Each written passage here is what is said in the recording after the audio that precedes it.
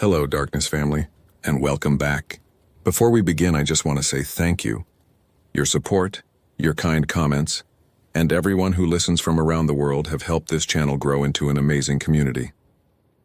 Tonight, we're heading deep into America's darkest forests, where park rangers have witnessed things they still can't explain.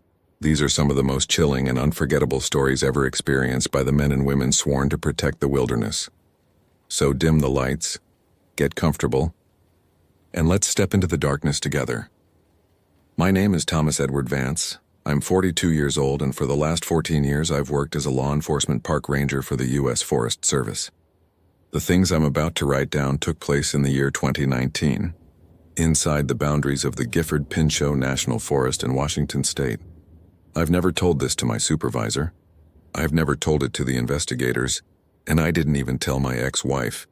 Though the silence that grew out of that summer is the real reason she finally packed her bags and left for Spokane. I'm writing this now because I'm transferring to an administrative desk job in Ohio next month, and I know if I don't leave these words behind on paper, they'll rot holes right through my ribcage. When you work the big timber country in the Pacific Northwest, you get used to a certain kind of scale. Everything is too large. The Douglas firs and western red cedars don't just grow. They crowd out the sky until the midday sun looks like a handful of silver coins dropped through a heavy wool blanket. The moss swallows every sound you make, from the click of your boot heel to the racking of a shotgun slide. You can be 50 yards from a state highway and feel like you're standing at the bottom of a deep green well that was dug before the first ship ever crossed the Atlantic. You learn to live with the quiet, or you find another line of work. That year, the summer was unusually long and dry. By late August, the needles on the forest floor were crisp enough to snap like dry biscuits underfoot, and the air smelled constantly of dust, dry resin, and that faint, electric tang that comes before a lightning storm that never quite arrives. I was stationed out of the Cowlitz Valley Ranger District, a massive stretch of country that runs up toward the southern flanks of Mount St. Helens and the jagged edges of the Goat Rocks Wilderness. My trouble started on a Tuesday morning with an abandoned vehicle report. A forest technician named Marcus Finch, a young guy fresh out of Oregon State who still wore his uniform shirts too stiffly creased, called it in over the radio. He'd found a 2012 Subaru Outback parked at the dead end of Forest Road 2512. It's an old logging spur that hasn't been maintained since the late 90s, choked with alder brush and blackberry briars. I drove my patrol truck up there around 11 o'clock. The heat was already coming off the gravel in shimmering waves, making the green ridgelines in the distance look unstable, like they were melting into the gray sky. When I pulled up behind Marcus's green government truck, he was leaning against his front fender, swatting at the deer flies that were circling his head. The Subaru was covered in a thick layer of yellow pine pollen and fallen hemlock needles. I walked up to the driver's side window and cupped my hands against the glass. The interior was neat. A pair of hiking boots sat in the passenger footwell. A road atlas was open on the center console, and a leather wallet was lying right there on the driver's seat next to a set of keys. Marcus wiped his forehead with the back of his hand and said he'd checked the plates through dispatch. The car belonged to a man named David Vance, no relation to me, just a coincidence, from Vancouver, Washington. He was 68, a retired draftsman, and an experienced amateur botanist who frequently came up into the Gifford Pinchot to look for rare ferns and club mosses. According to his wife, who had filed a missing persons report 48 hours earlier, David had driven up on Friday morning and was supposed to be back by Saturday night for his granddaughter's birthday party. Opened the driver's door using the edge of my pen through the handle to keep the print clean, though we both knew that out here, the wilderness usually did the cleaning. The interior smelled like stale coffee and the peppermint candies that were sitting in a small plastic tub in the cup holder. I reached down, picked up the wallet, and flipped it open. David Vance looked back at me from his driver's license with a mild, gray-bearded smile. He looked like the kind of man who would have 3 different types of compasses in his pack and would know exactly how to use them. I looked around us. The forest at the edge of the logging spur was dense, a wall of second-growth timber mixed with old-growth cedar stumps that were 6 feet across, left behind by the loggers 60 years ago. These stumps were blackened by old fires, standing like jagged teeth among the new trees. There was no official trail within 4 miles of where we stood. I told Marcus to stay with the vehicles and coordinate with the county sheriff's search and rescue coordinator, while I took a preliminary scout into the brush. I wasn't expecting to find much more than a twisted ankle or a disoriented senior citizen who had taken a wrong turn in the draws. I struck out heading north-northwest, following the natural fall of the ridgeline toward a small, unnamed tributary of the Cispus River. The ground was steep, broken by rotten logs that crumbled under my weight like old cake. Every few yards I'd stop and call out his name. David! David Vance! Forest Service. My voice felt small. It didn't echo. It just went out into that green density and died. The only response was the dry, rhythmic clicking of cicadas high up in the canopy, a sound that always makes the heat feel 5 degrees hotter than it actually is. By 3 in the afternoon, the county had deployed 2 ground teams and a trailing dog, a bloodhound named Bo belonging to a volunteer named Arthur Miller, a retired logging contractor from Randall. I met them back at the spur road. The air had turned thick and heavy, the sky taking on that bruised, purplish tint that means a thermal inversion is trapping the dust and smoke from distant fires down in the valleys. Arthur harnessed the hound and gave him a scent article from the Subaru, a wool cap found under the front seat. Bo took a deep snort, whined once, and then set off straight down the ridgeline, exactly the same path I'd taken a few hours earlier. We followed him in a single file, the brush tearing at our trousers and the low cedar boughs slapping against our faces. About half a mile down, where the slope leveled out into a swampy bench filled with devil's club and skunk cabbage, Bo suddenly stopped. He didn't bay, and he didn't dig. He just sat down on his haunches, his long ears drooping into the mud, and let out a low, trembling whistle from his throat. Arthur clicked his tongue. "What is it, boy?" "Where'd he go?" The dog wouldn't budge. He looked back at Arthur, his yellow eyes wide and rimmed with red, his tail tucked so tightly against his belly that it was shaking. I stepped past them into the center of the bench. The mud here was black and deep, the kind of silt that retains a footprint for weeks if it doesn't rain. And there were footprints. I found David Vance's boot tracks clear as day, the distinctive lug pattern of an older style of Vibram sole. He'd been walking toward the creek, his strides even and regular. Then about 20 yards from the water, his tracks simply changed. The stride length didn't widen as if he had run, and the heels didn't dig in as if he had slipped. The tracks just became light. The depth of the impressions in the mud went from an inch deep to barely a quarter of an inch, as if he had suddenly lost 80% of his body weight. The final 2 prints were just the faint oval outlines of his toes, pressed into the moss at the base of a massive living western hemlock tree. After that, there was nothing. No broken twigs above the prints, no scrapings on the bark of the hemlock, no signs of a struggle, and no return tracks. "He must have jumped," Arthur said, coming up behind me, holding Bo's short lead. The dog was leaning against his shins, shivering despite the 80-degree heat. "Jumped where?" I asked. "The nearest branch on this hemlock is 15 feet off the ground, and it's no bigger than my wrist. If he jumped out into the brush, he'd have left a mark when he landed." We searched that bench for 3 hours until the light began to fail. The darkness in the Gifford Pinchot doesn't come on gradually. It fills up the spaces between the trees from the ground up, like ink rising in a jar, until only the very tops of the ridges are caught in the gray remnants of the day.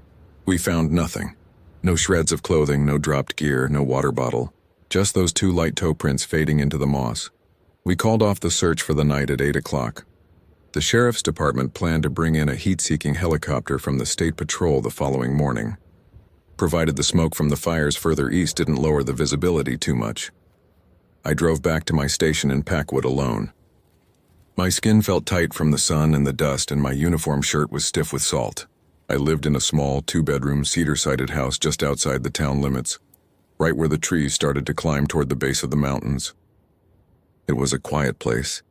Too quiet since my wife had gone to stay with her sister 2 months before. But that night the silence felt different. It didn't feel like the absence of sound. It felt like something heavy and deliberate was sitting on the roof of the valley, holding its breath. I ate a cold sandwich at my kitchen table, looking out the window into the dark. My backyard ended where the national forest began, a solid wall of black timber that seemed to have no end. Around midnight, I woke up in my armchair. The house was cold, the evening breeze finally coming down from the snowfields on the mountain. I went to the back door to lock it, and as I reached for the brass deadbolt, I heard a sound. It wasn't the wind and it wasn't a coyote. It was the sound of a man whistling. It was a soft, wandering sort of tune, the kind of aimless melody someone whistles when they're working with their hands or walking down a familiar road. It sounded like it was coming from the edge of my garden, maybe 30 yards away, right where the grass met the first fringe of salal brush. I stood there with my hand on the lock, my heart hitting my ribs like a trapped bird. I didn't turn on the porch light. In my line of work, you learn that turning on a light just makes you a target, while blinding you to whatever's out in the dark. I reached for my service sidearm, a Glock 22 which was sitting in its holster on the kitchen counter, and I brought it back to the door. The whistling went on for perhaps 2 minutes. It didn't move closer and it didn't recede. It just hovered there in the cold air, completely regular, completely calm.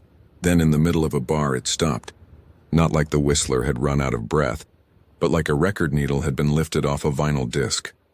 I didn't sleep the rest of that night. The next morning, the search for David Vance resumed with twice as many people. The helicopter couldn't fly because a thick layer of valley fog had rolled in from the west, turning the forest into a gray, dripping labyrinth where you couldn't see 20 feet ahead of you. I was assigned to search Sector 3, which covered the high ridge above the bench where we'd found the tracks. I had Marcus Finch with me and a volunteer from the local mountain rescue unit named Evelyn Voss, a lean, tough woman in her late 50s who had spent 30 years climbing every peak in the Cascades. We spent the morning climbing through a series of steep, rocky draws that were clogged with old blowdown from a storm back in the 70s. The logs were huge, 6 feet high, slick with wet moss and rotten on top, making every step a gamble. We had to hoist each other up and slide down the other side into pockets of fern that came up to our shoulders. Around noon, the fog began to thin, breaking apart into long, ragged streamers that drifted through the treetops like smoke. The sun came through in hot yellow spikes, making the wet forest steam. We were taking a break on a flat granite outcrop that overlooked a deep, bowl-shaped basin known locally as Dead Man's Pocket. It's a bad piece of ground, steep, trackless, and filled with old talus slides that can shift under a man's weight and bury him before he can yell. Evelyn was drinking water from a canteen when she suddenly stopped and tilted her head. "Do you guys hear that?" Marcus paused, his sandwich halfway to his mouth. "Hear what?" "Listen," she said, pointing toward the basin below us. I listened. The wind was low, just a faint sighing through the tops of the firs. But beneath that, coming from somewhere deep within the rocks of the basin, there was a rhythmic metallic sound. Clink, clink, clink.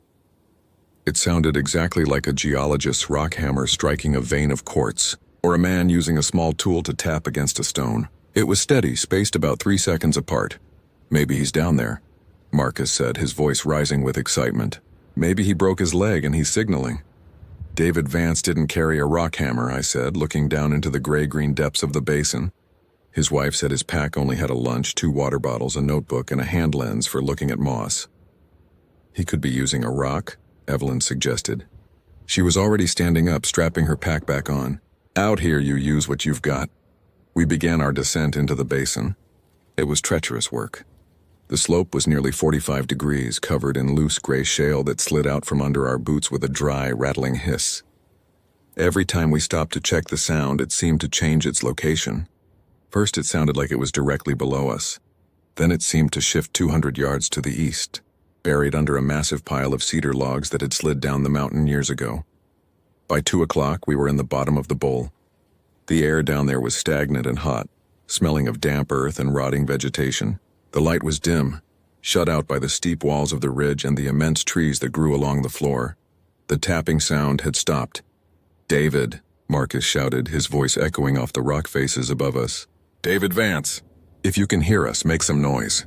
We stood there breathing heavily, our shirts soaked with sweat. For a long minute there was nothing but the sound of our own breathing and the distant roar of a creek somewhere over the next ridge.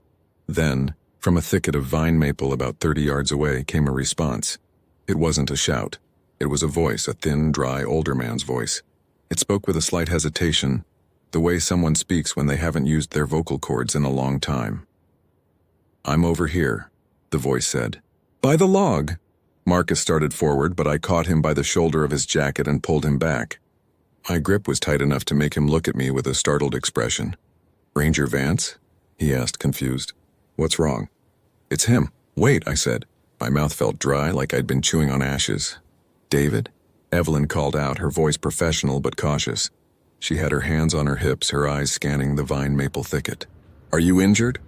Can you move?" The voice answered immediately with the exact same inflection, the exact same pause before the first word. "I'm over here. By the log."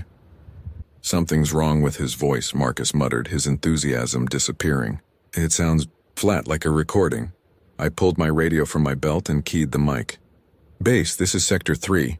We have voice contact with a subject in the basin below Dead Man's Pocket. Requesting backup and medical support to our coordinates." The radio didn't hiss with static. It didn't click. It was completely dead. The small digital screen blank, though I'd changed the battery myself that morning before we left the office. I shook it, then checked Marcus's radio. His screen was blank too. "Evelyn," I said quietly, "check your phone." She reached into her pocket, pulled out her GPS unit and then her cell phone. "Nothing," she said, her face pale under her tan. "The GPS is spinning. It can't find a satellite. We're in a blind spot." "We aren't in a blind spot," I said. "We're on a ridgeline 5 miles from the repeater. We had 4 bars 10 minutes ago." The voice from the thicket spoke again. It was closer now. It didn't sound like it was 30 yards away anymore. It sounded like it was 15, hidden behind a large, moss-covered boulder that sat at the edge of the vine maples. "I'm over here," the voice said. "By the log." And then, before the sound of that voice had even died away in the hot air, another sound came from the opposite side of the basin, high up on the shale slope we had just descended. It was the same voice, David Vance's voice, but it wasn't saying the same thing. David Vance, Forest Service," the voice called out from the high ridge. It was my own voice. It was the exact call I had made the previous afternoon down by the swampy bench. It had the same exact rise at the end of the word service, the same gravelly tone from my throat being dry. Marcus stepped back until his shoulders hit my chest. "Thomas," he whispered, using my first name for the first time since I'd met him. "What is that?" "We're leaving," I said. I didn't look back, and I didn't try to investigate. I grabbed Marcus by the arm, turned him around and pointed him toward the western rim of the basin, away from both sounds.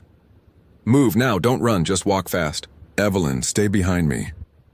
We scrambled up that western slope like men possessed. The shale gave way under our feet, skinning our knuckles and knees, but none of us complained. From behind us, down in the green twilight of the basin, the voices continued. They didn't chase us and they didn't get louder. They just repeated themselves, overlapping like a round-robin song at a camp meeting. "I'm over here. Forest Service. By the log. David, David!" The sounds faded as we crested the ridge and broke out into the sunlight on the other side. The moment we crossed the ridgeline, both of our radios suddenly crackled to life, filled with the loud, frantic voice of the dispatcher asking for our position because we had been off the air for 45 minutes. I didn't tell dispatch what we heard. I told them we'd experienced equipment failure due to the terrain, and that we were returning to the command post because the basin was clear.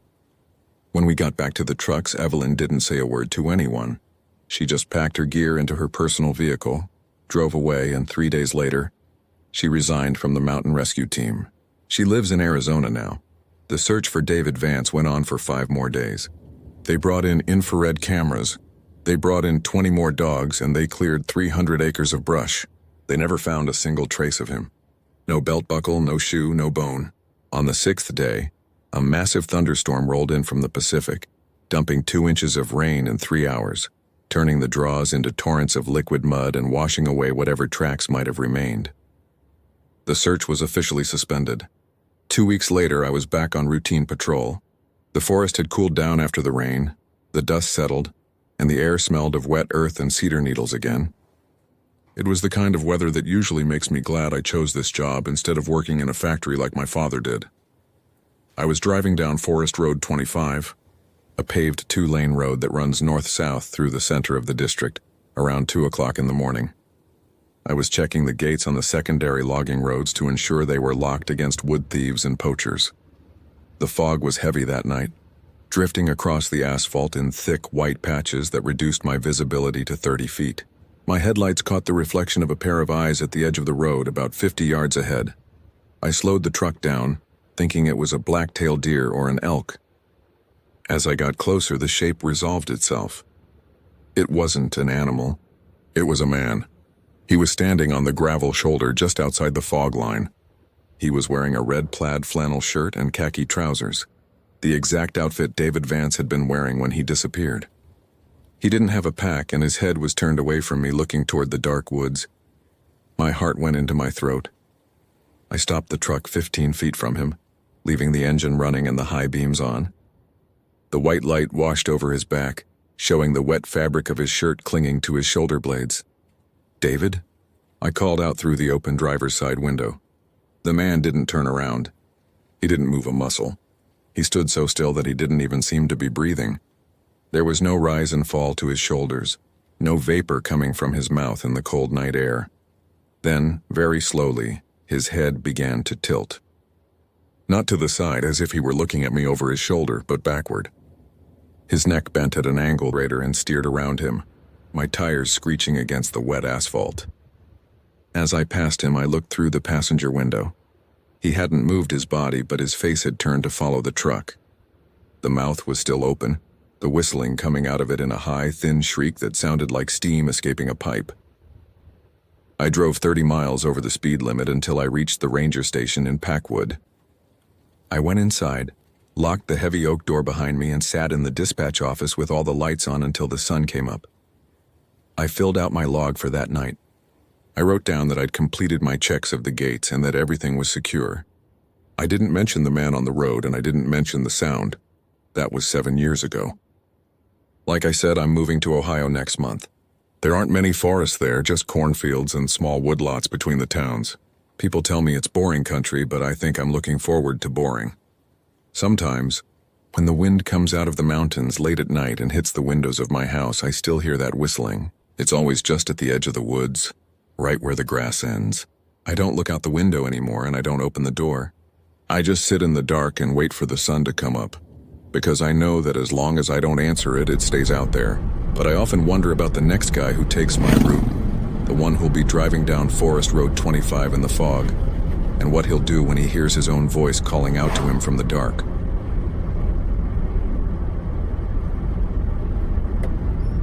My name is Thomas Vance.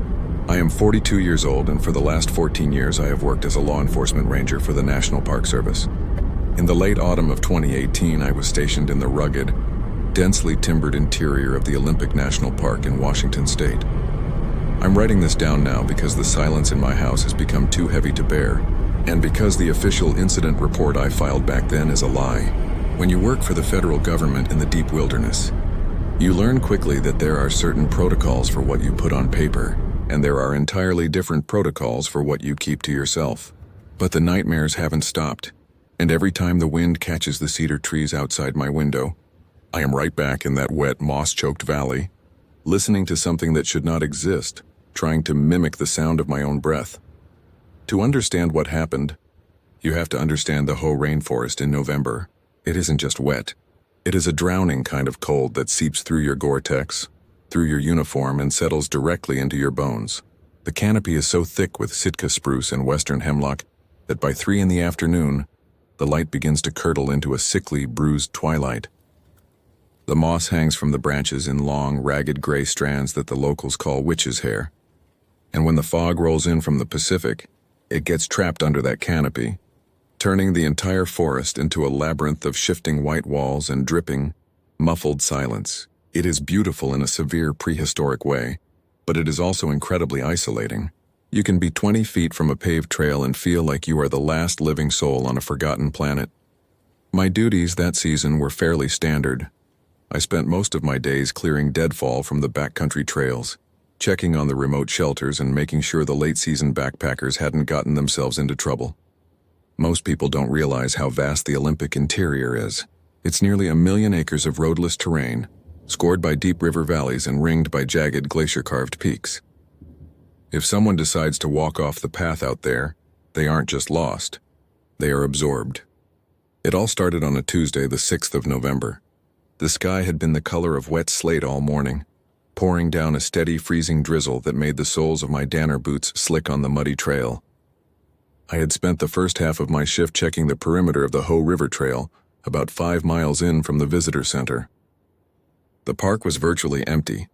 The summer tourists were long gone, and the only people crazy enough to be out here were a few hardcore winter campers and the occasional solitary hiker looking to disappear for a few days. Around 2 in the afternoon, I stopped at a small gravel bar near the river to eat a cold sandwich and check my radio. The Hoh River was high, a rushing torrent of milky glacial gray water that hissed against the river rocks. The sound was a constant, low-frequency roar that filled the valley, a white noise that swallowed up every other sound in the woods. I remember looking across the water toward the northern ridges, where the trees grew so densely they looked like an unbroken wall of black bristles against the gray sky. That's when I noticed the first anomaly. It wasn't a sound or a footprint. It was an absence. The Hoh Valley is usually teeming with Roosevelt elk during the late autumn. They gather in the bottomlands to feed on the ferns and salmon berries before the heavy snows hit the high country. They are massive animals, loud and distinct, leaving behind a heavy, musky scent and deep cloven tracks in the mud. But that afternoon I hadn't seen a single one. No tracks, no droppings, no broken branches where a bull had rubbed his antlers. The forest felt completely empty, as if every living creature had collectively agreed to vacate the premises. I packed up my trash and stood up, shrugging my heavy canvas patrol pack back onto my shoulders. As I adjusted the straps, I felt that distinct, prickling sensation on the back of my neck, the old animal instinct that tells you you're being watched. I turned slowly, scanning the tree line behind me. The forest floor was a chaotic tangle of rotting nurse logs, massive ferns, and thick carpets of moss. Nothing moved. There was only the steady drip, drip, drip of water falling from the high branches onto the dead leaves below. Just the weather, I muttered aloud, though my own voice sounded strangely flat and thin against the roar of the river. I turned back toward the trail, intending to hike out to the Hoh Oxbow campground before dark, when I saw something out of the corner of my eye.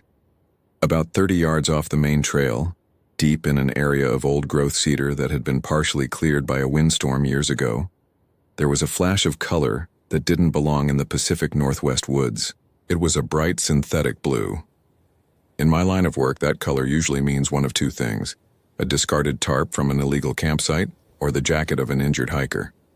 I unclipped the safety strap on my sidearm, an old habit from dealing with volatile poachers, and stepped off the maintained path, my boots sinking deep into the spongy, waterlogged moss. As I drew closer, the blue shape resolved into a high-end technical backpack, the kind used for multi-day mountaineering trips. It was sitting perfectly upright at the base of a massive hollowed-out cedar tree. It looked brand new, completely unaffected by the dampness of the woods. There was no mud on the straps, no pine needles scattered across the top. It looked as though someone had carefully placed it there 5 minutes ago and walked away. "Hello? Park Ranger," I called out, my voice cutting through the damp air. "Anyone out here?" No answer. The river roared in the distance, a steady hypnotic hum. I stepped up to the pack and knelt down.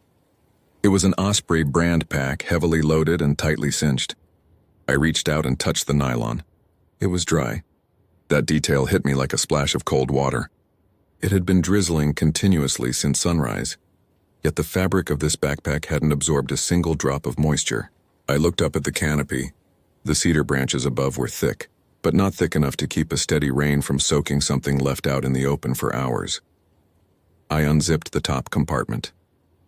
Inside was a small leather-bound notebook, a pair of expensive binoculars, a half-eaten bar of chocolate that hadn't even begun to bloom or sweat, and a wallet. I opened the wallet. The driver's license belonged to a man named Marcus Vance, no relation to me, though the shared surname sent a strange, cold jolt through my chest. He was 29 years old with an address listed in Bellingham, Washington. The photo showed a healthy, smiling young guy with a short blonde beard and clear blue eyes. According to the date on his park wilderness permit, which was tucked into the side pocket of the wallet, he had registered to hike the Hoh River Trail 4 days prior. He was supposed to have returned yesterday. I reached into my pocket and pulled out my satellite radio, switching it to the park's dispatch frequency. Dispatch, this is Ranger Vance on the Hoe Trail, mile marker 4.5. Over. A moment of static, then the voice of Sarah, our afternoon dispatcher, came through. Go ahead, Tom, we copy. I've located an abandoned pack about 30 yards off trail near the old blowdown area. Owner is registered as Marcus Vance, 29, out of Bellingham. Permit says he's overdue by 24 hours. No sign of the individual at the site. I'm going to do a quick visual sweep of the immediate area before the light fails. Over. Copy that. Tom, let me check the registry, Sarah replied, her voice crackling with a faint overlay of electronic hiss. Yeah, I see him here. Marcus Vance. He didn't check back in at the station. We were going to initiate a standard welfare check tomorrow morning if he didn't show. Do you need additional units? I looked around. The shadows were lengthening rapidly now, the space between the massive trees filling with a dense violet gloom. Negative for now, Sarah. Give me 30 minutes to look around. If I don't find anything, I'll hike back to the vehicle and we can organize a proper search team for first light. It's getting too dark out here to see much anyway.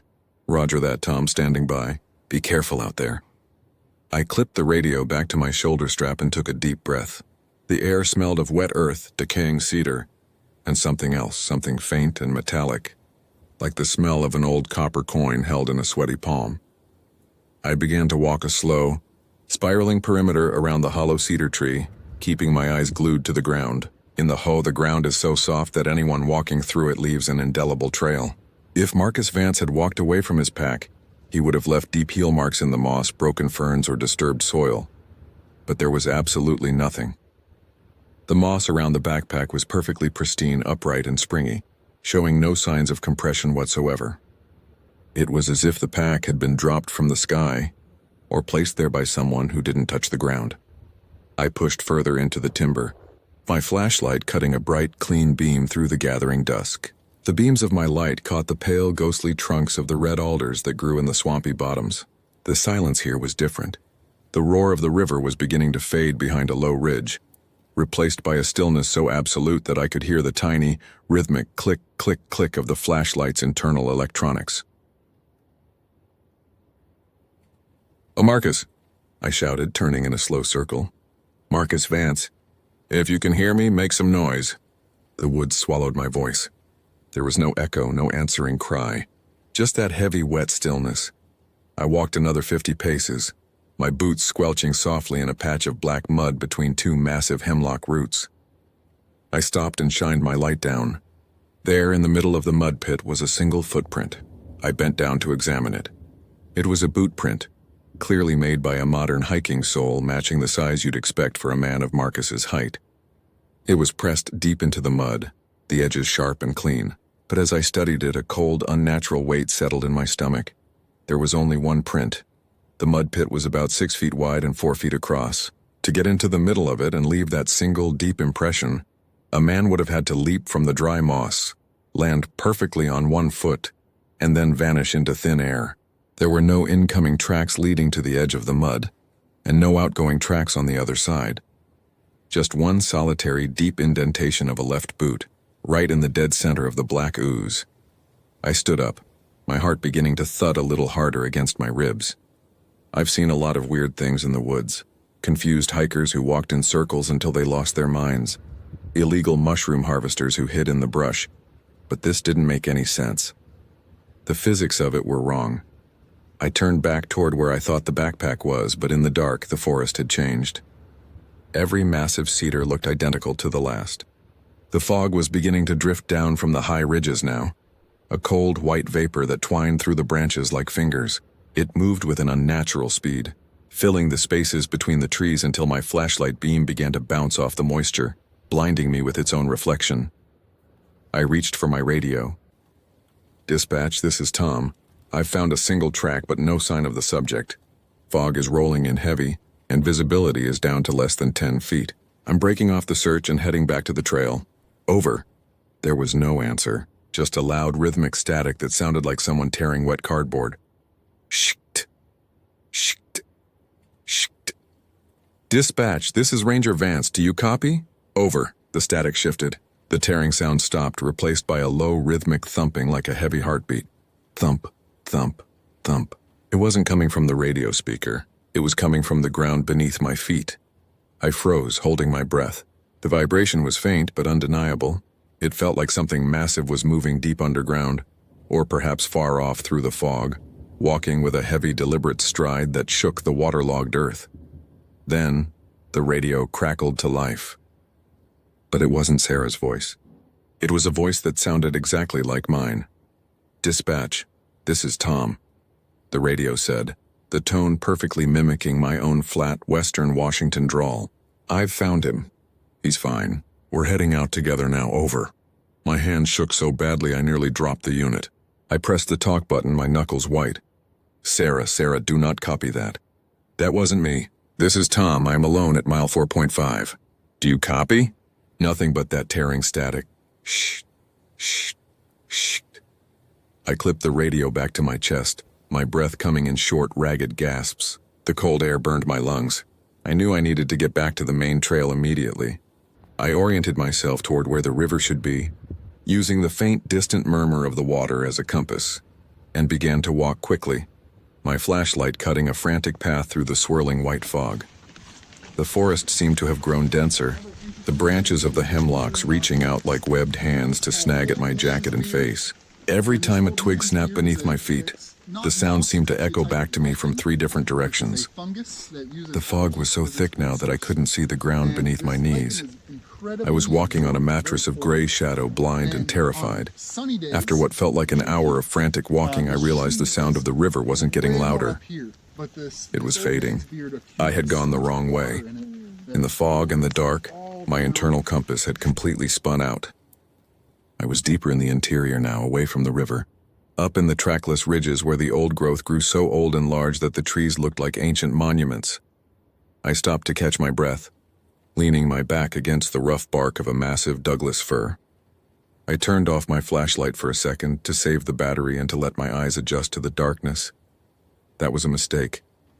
The moment the light died, the darkness didn't just surround me. It pressed into me. It felt heavy, viscous, like cold oil, and in that absolute blackness the forest began to speak. It didn't roar or scream. It whispered. From somewhere out in the fog, maybe 20 yards away, I heard the sound of someone walking. It wasn't the frantic, heavy crashing of a lost hiker. It was a slow, deliberate step. Squish. A long pause. Squish. The sound of a single boot sinking into the wet moss. "Marcus?" I called out, my voice cracking. "Marcus, is that you?" The walking stopped. For a long, agonizing minute, there was nothing but the sound of my own blood pumping in my ears. Then a voice came out of the fog. It was a young man's voice, clear and pleasant, with a slight northern Washington accent. "Hey, man," the voice said. "I'm over here. I lost my pack. Can you help me?" A wave of intense relief washed over me, so strong that I actually took a step toward the sound before my training, and my survival instinct screamed at me to stop. The voice had come from the exact direction where I had heard those slow, single footsteps. Not the sound of a man walking on 2 legs.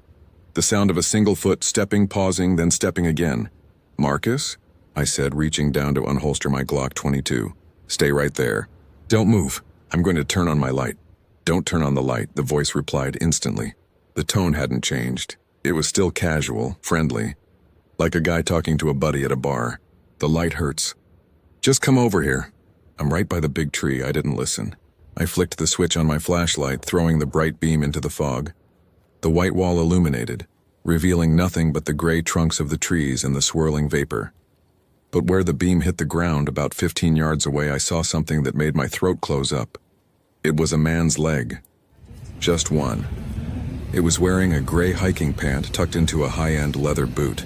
It was standing perfectly upright in the middle of a small clearing, completely severed at the hip, yet it wasn't falling over. There was no blood. The flesh at the top of the hip was clean and pale, like meat in a butcher's case. It just stood there, balanced perfectly on its single foot. The toes pointed directly toward me. As the flashlight beam hit it, the leg didn't move. But from the fog above the leg, about 8 feet in the air where a man's head would be if he were giant, the voice spoke again. "I told you not to turn on the light, Tom." It used my name. It hadn't heard my name from Marcus's wallet. It had heard it from my radio transmission. I didn't think. I didn't fire my weapon. I turned and ran. I ran with a blind, primal terror that I didn't know I possessed. I crashed through thickets of Devil's Club, the sharp thorns tearing through my trousers and ripping into my skin. But I didn't feel the pain. I tripped over a hidden log and went flying, landing hard on my shoulder in the wet mud, losing my grip on the flashlight. The light rolled away, its beam tracing wild, erratic circles across the canopy before settling on a thick clump of ferns. I scrambled on my hands and knees to retrieve it, my fingers slick with mud and cold sweat. As I grabbed the handle, I heard it behind me. It was coming through the woods, but it wasn't running. It was bounding. Thump, pause, thump, pause, thump. Every time that single foot hit the earth, the ground vibrated beneath my chest. It was moving with terrifying speed, covering 10 feet with every single stride. It sounded like a massive, heavy piston being driven into the forest floor. I scrambled to my feet and kept running, keeping the light pointed straight ahead. I didn't look back. I knew that if I looked back and saw whatever was carrying that single severed leg through the air, my mind would simply break. The forest became a blur of black and white. My lungs were screaming, a hot metallic taste filling my mouth. I could hear it gaining on me. The thump, thump, thump was getting closer, the vibrations rattling my teeth. Along with the sound came that smell again, that intense, overpowering reek of old copper and wet, decaying dog hair. Then ahead of me, the trees broke. I saw the gray, wide expanse of the Hoh River. I didn't hesitate. I sprinted out onto the gravel bar and threw myself into the water. The cold hit me like a physical blow. The glacial current grabbed my legs instantly, pulling me under. My heavy patrol pack and gun belt acted like an anchor, dragging me down into the freezing, churning blackness. I fought my way back to the surface, gasping for air, the current sweeping me downriver at a terrifying pace. As I floated backward, my face barely above the water, I looked back at the gravel bar I had just left. The fog didn't follow me onto the river. It held back at the tree line, a solid wall of white, and standing at the edge of that wall, illuminated by the faint, ambient gray light of the night sky, was a shape. It wasn't a man. It was much too tall, perhaps 9 or 10 feet, thin as a withered branch. It didn't have a distinct face, just a pale, smooth oval that seemed to absorb the light around it, and below that thin, skeletal torso, there was nothing but a single, massive leg. The leg of Marcus Vance, looking impossibly small and absurd attached to that towering, dark frame. The thing didn't move. It just stood at the edge of the river, watching me float away. And then as the current swept me around a bend and out of sight, its voice drifted across the water one last time. It didn't use Marcus's voice anymore. It used mine. "Good night, Tom," it said, the sound clear and crisp, as if it were standing right next to my ear. I was found 3 miles downriver the next morning by a pair of state fisheries biologists who were checking salmon traps.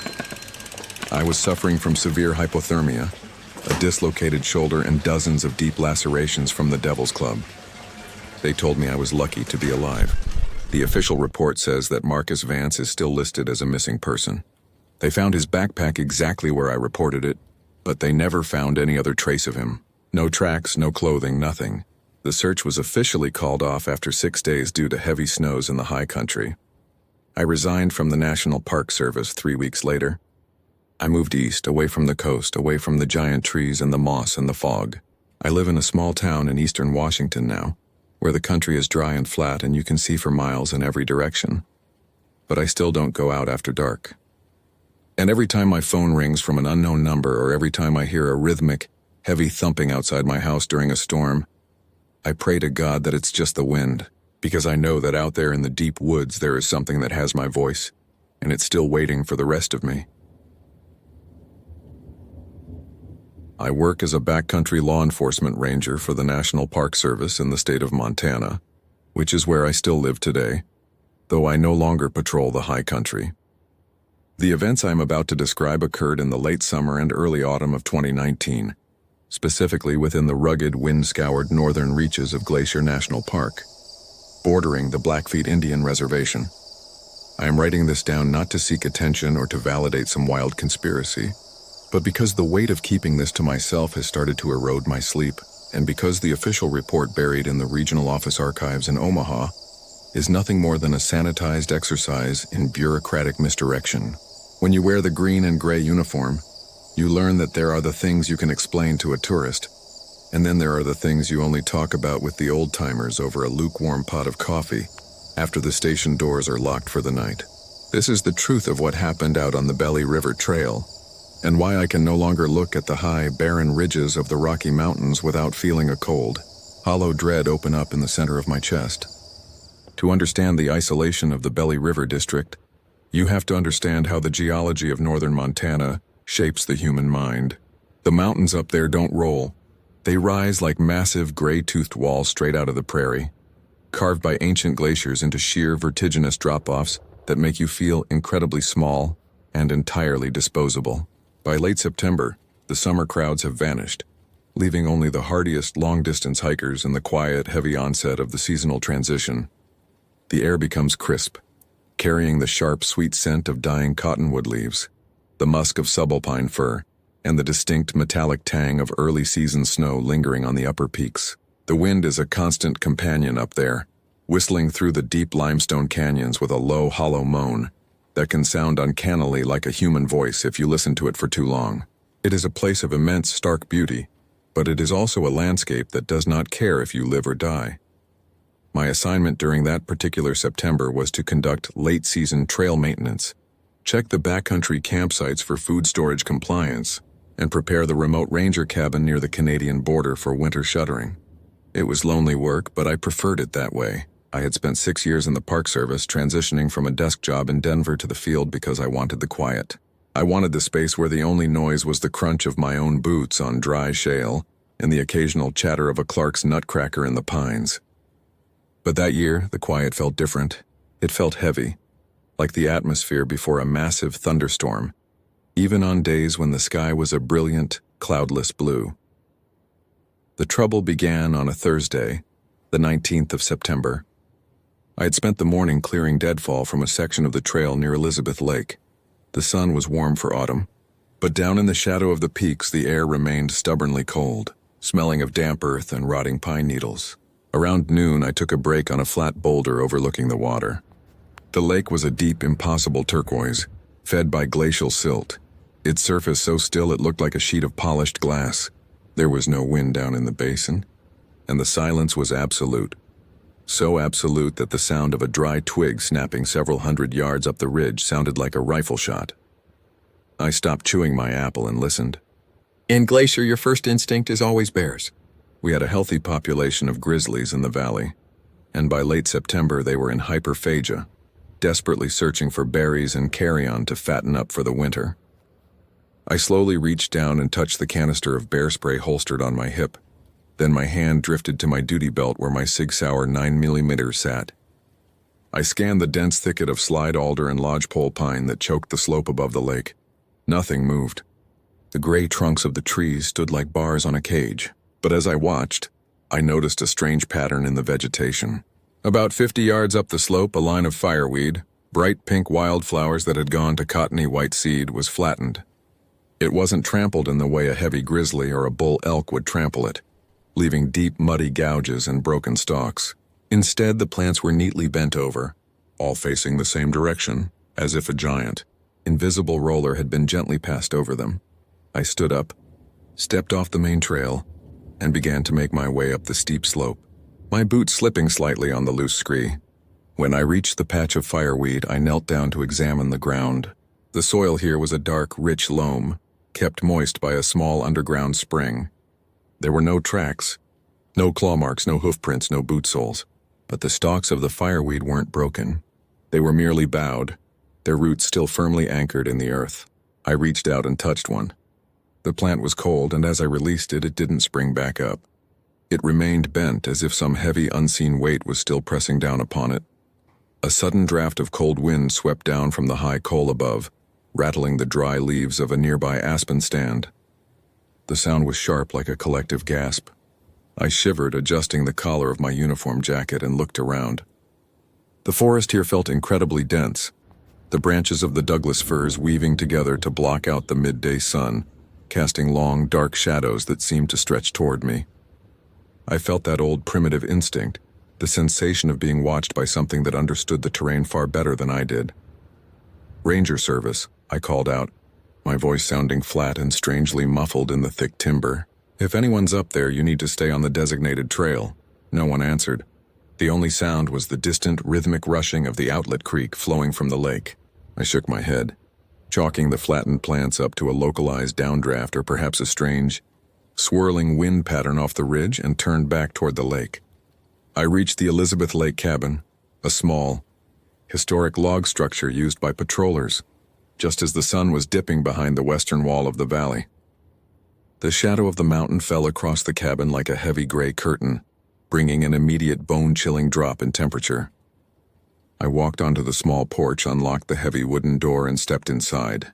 The air inside was cold and stale, smelling of old wood smoke, canvas, and the faint, sweet scent of rodent poison left in the corners. I set my heavy patrol pack on the wooden table, struck a match, and lit the single propane lantern hanging from the center rafter. The hiss of the mantle was a comforting, familiar sound, casting a warm, yellowish glow over the log walls and the small wood stove in the corner. I spent the next hour splitting kindling, starting a small fire to take the edge off the damp cold, and checking the logbook left by previous rangers. The last entry had been made 5 days earlier by an old-timer named Arthur Miller, a seasonal ranger who had spent 30 years patrolling the backcountry. Art was a dry, pragmatic man from Great Falls, not given to exaggeration or flights of fancy. His handwriting was a neat mechanical cursive. Most of the entry was standard: trail conditions clear, bare cables at the campsite functioning, no illegal campfires. But the very last line of his entry was scribbled hastily, the ink slightly smeared. Something high up on the red ridge near Gable Pass. Not a bear. Not an elk. Checked with binoculars. Moves like a shadow but leaves a wake in the shale. Avoided the pass after dark. I stared at the words, the dry heat of the wood stove beginning to seep through my woolen socks. Art was the kind of man who would walk through a blizzard to help a stranded hiker, a guy who had seen everything the Rocky Mountains could throw at a person. For him to write something so vague and so distinctly unscientific was deeply unsettling. I closed the logbook, set it on the table, and walked to the small window facing west toward the mountains. The sky above the peaks was a deep, bruised violet, the last remnants of daylight fading into a hard, cold blackness. The stars were beginning to appear, incredibly bright and icy in the thin mountain air. The mountains themselves were nothing more than massive, jagged silhouettes against the sky, their high ridges sharp as knives. As I watched, a light appeared on the high, barren saddle of Gable Pass. It wasn't a campfire. It was too small, too white, and it didn't flicker. It was a steady, cold point of light like a single high-intensity LED lantern, but it was miles from any designated campsite, high up in the alpine zone where the wind would blow a tent to ribbons and there was no wood for a fire.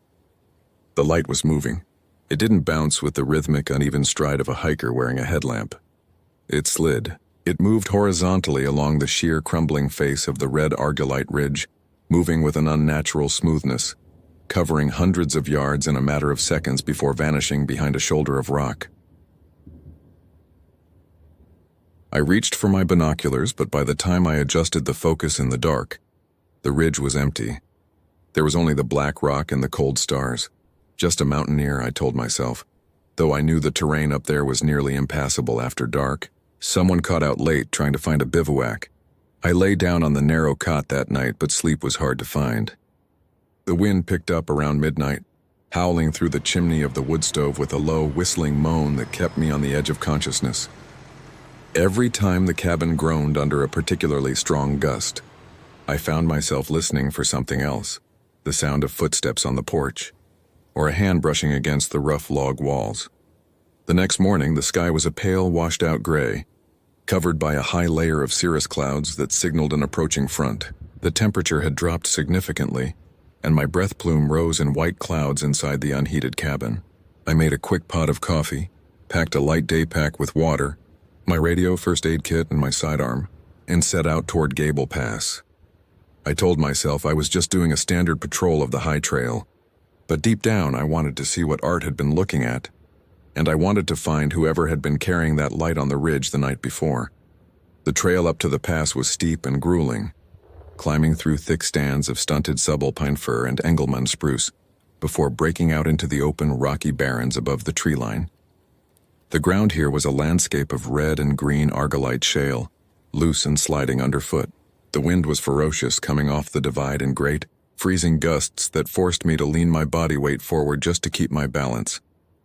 As I climbed higher, the vegetation thinned until there was nothing left but patches of dry tundra grass and yellow lichen clinging to the rocks. The isolation was immense. Below me, the valley of the Belly River stretched out like a green ribbon, the lake looking like a tiny turquoise teardrop lost in a sea of gray stone. Above me, the sheer red wall of Chief Mountain rose into the gray clouds, its flat-topped summit looking like an ancient, ruined castle. I reached the crest of Gable Pass around 11 in the morning. The wind here was a physical force, screaming through the notch in the ridge and bringing with it small, stinging grains of gropal. Soft, icy snowballs that stung my cheeks. I pulled my hood tight and scanned the area. To my right, the ridge rose steeply toward the high, rocky plateau of Gable Mountain. This was the area where I had seen the light the night before.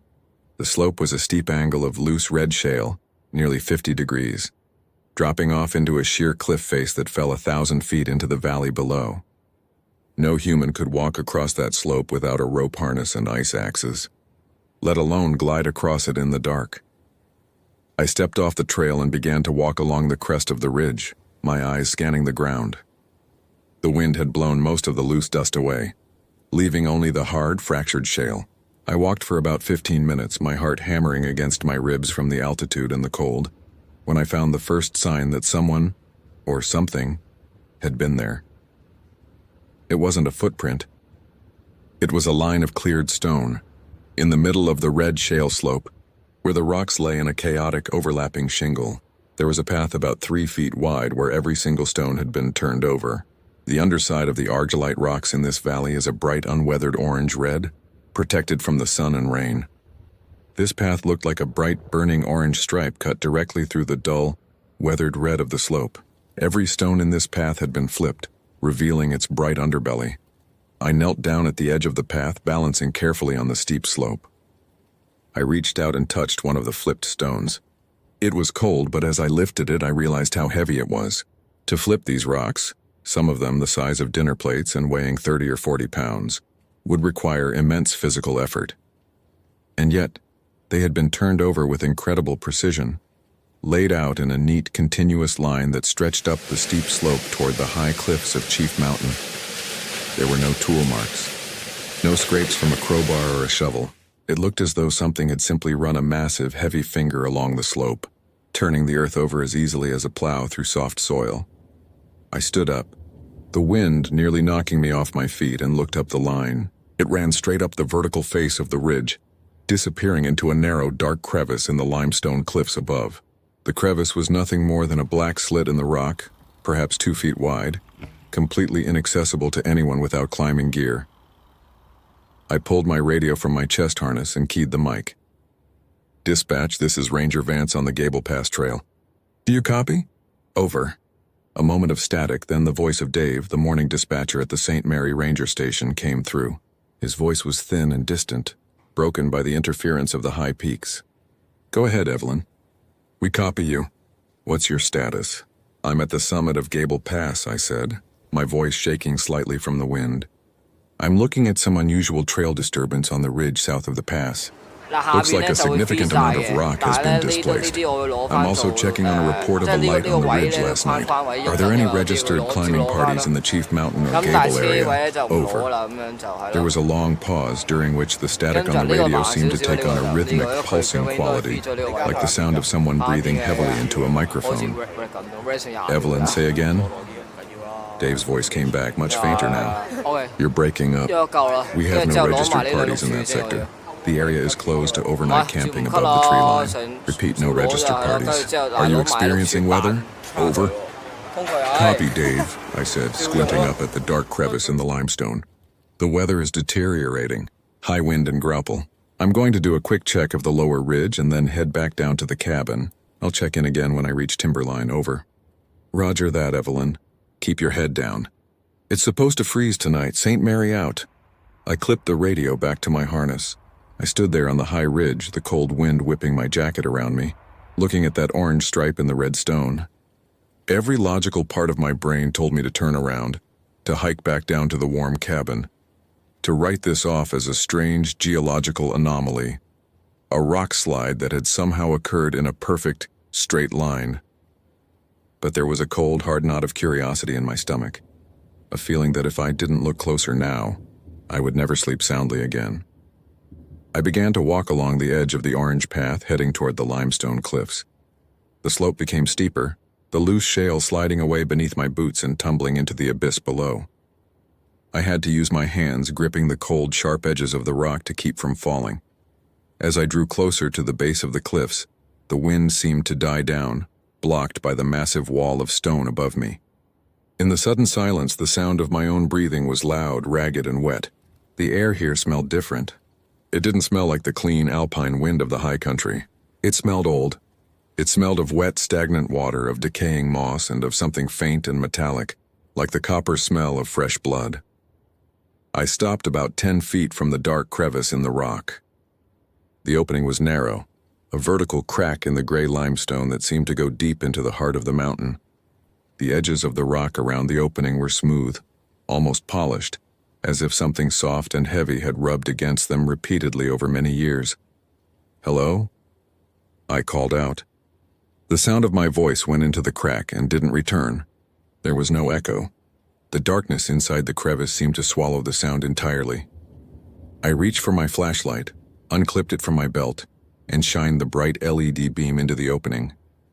The light cut through the cold air, illuminating the damp gray walls of the crevice. It was narrow, just wide enough for a person to squeeze through if they turned sideways. But after about 10 feet, the crack opened up into a larger, dark chamber inside the rock. The floor of the chamber was covered in a deep layer of white dust. I zoomed the flashlight beam in, focusing on the floor. It wasn't dust. It was bones. They weren't human bones, at least not the ones I could see clearly. They were the bones of small animals, ground squirrels, marmots, and the delicate white rib cages of birds. But they were completely clean, stripped of every trace of flesh, marrow, and cartilage. They looked like they had been boiled in acid, bleached white and brittle by some chemical process that left them looking like chalk. And in the middle of that white pile of bones, there was a boot. It was a modern hiking boot, a heavy leather vasque, looking relatively new. It was standing upright just like the bones, but it was empty. I moved the light beam around, looking for the rest of the gear, but there was nothing else. Just the pile of white bleached bones and that single solitary boot. I felt a cold sweat break out on my forehead, despite the freezing wind that was beginning to howl around the corner of the cliff. My hand shook, the flashlight beam dancing across the damp limestone walls. I knew that brand of boot. It was the same brand that Arthur Miller wore. Art had been out here 5 days ago. He had written that entry in the logbook. I pulled my radio out, my fingers numb and stiff. Dave, this is Evelyn. I need you to contact the regional office.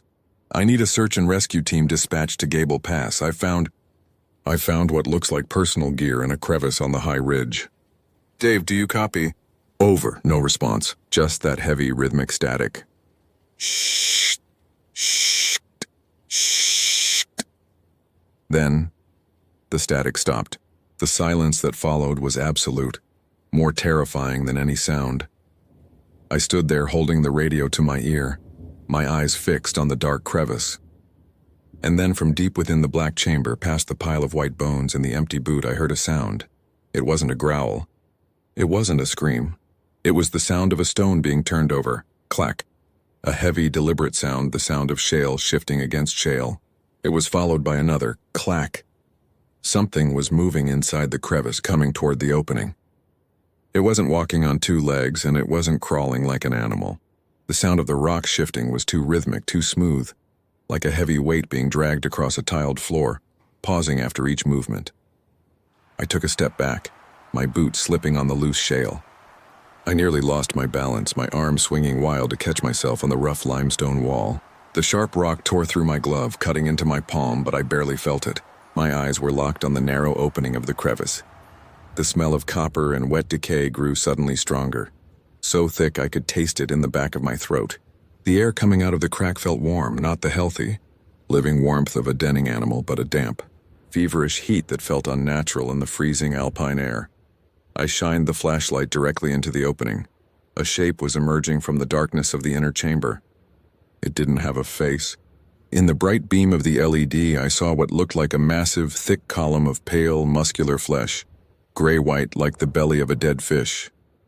It was smooth, completely devoid of hair, scales or features, but it was covered in a thin, glistening layer of mucus that reflected the light in greasy, rainbow patterns.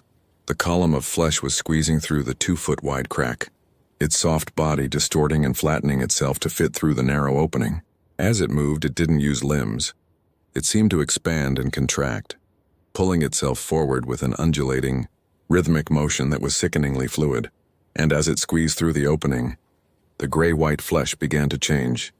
Where the flashlight beam hit the skin, the pale surface began to ripple and shift, the color darkening, taking on the exact color and texture of the gray limestone around it.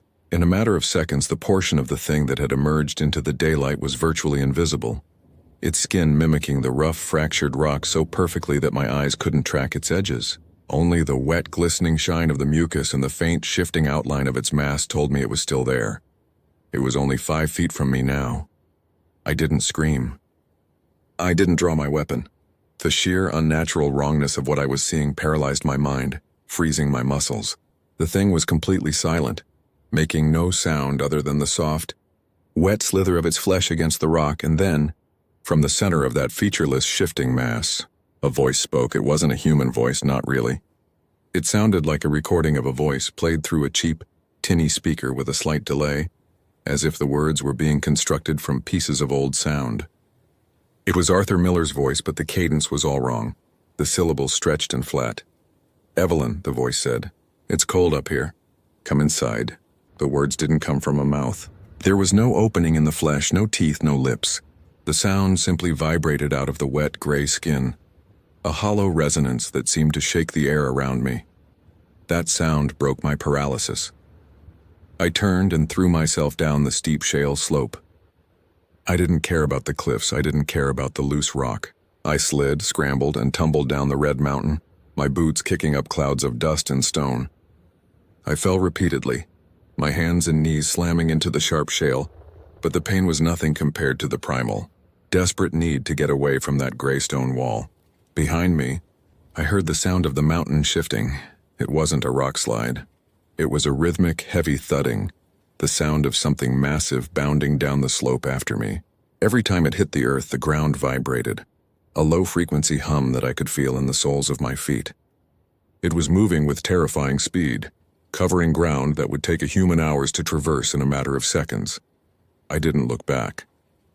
I reached the timberline, crashing through the stunted subalpine firs, the branches tearing at my uniform and scratching my face. The trees offered no comfort. They felt like bars, slowing me down while the thing behind me moved through the brush with a wet, heavy slither. I ran down the steep trail toward Elizabeth Lake, my knees screaming from the descent, my lungs burning in the thin air. The sky had turned a dark, bruised gray, and the first flakes of heavy winter snow were beginning to fall, drifting silently through the trees. I reached the Elizabeth Lake cabin in a state of complete hysteria. I scrambled onto the porch, threw myself inside, and slammed the heavy wooden door, throwing the deadbolt and sliding the heavy wooden bar into place. I collapsed against the door, my chest heaving, my heart hammering so hard I thought it would burst through my ribs. The cabin was dark, the fire in the wood stove having died down to a few glowing embers. The only light was the pale gray gloom of the storm outside the small window. I stood up, my legs shaking like water, and crept toward the window. I looked out into the forest. The snow was falling heavily now, covering the forest floor in a thin white sheet. The trees were silent, their branches weighted down by the wet snow. There was no movement, no sound. Then I heard it. It wasn't outside the cabin. It was above me. A soft, heavy weight settled onto the roof of the cabin, the old cedar shingles groaning under the pressure. It didn't sound like a branch falling. It sounded like a massive, soft body expanding and contracting, dragging itself across the peak of the roof with a slow, wet slither. I stood in the center of the dark cabin, my hand resting on the butt of my sidearm, my eyes fixed on the wooden rafters above.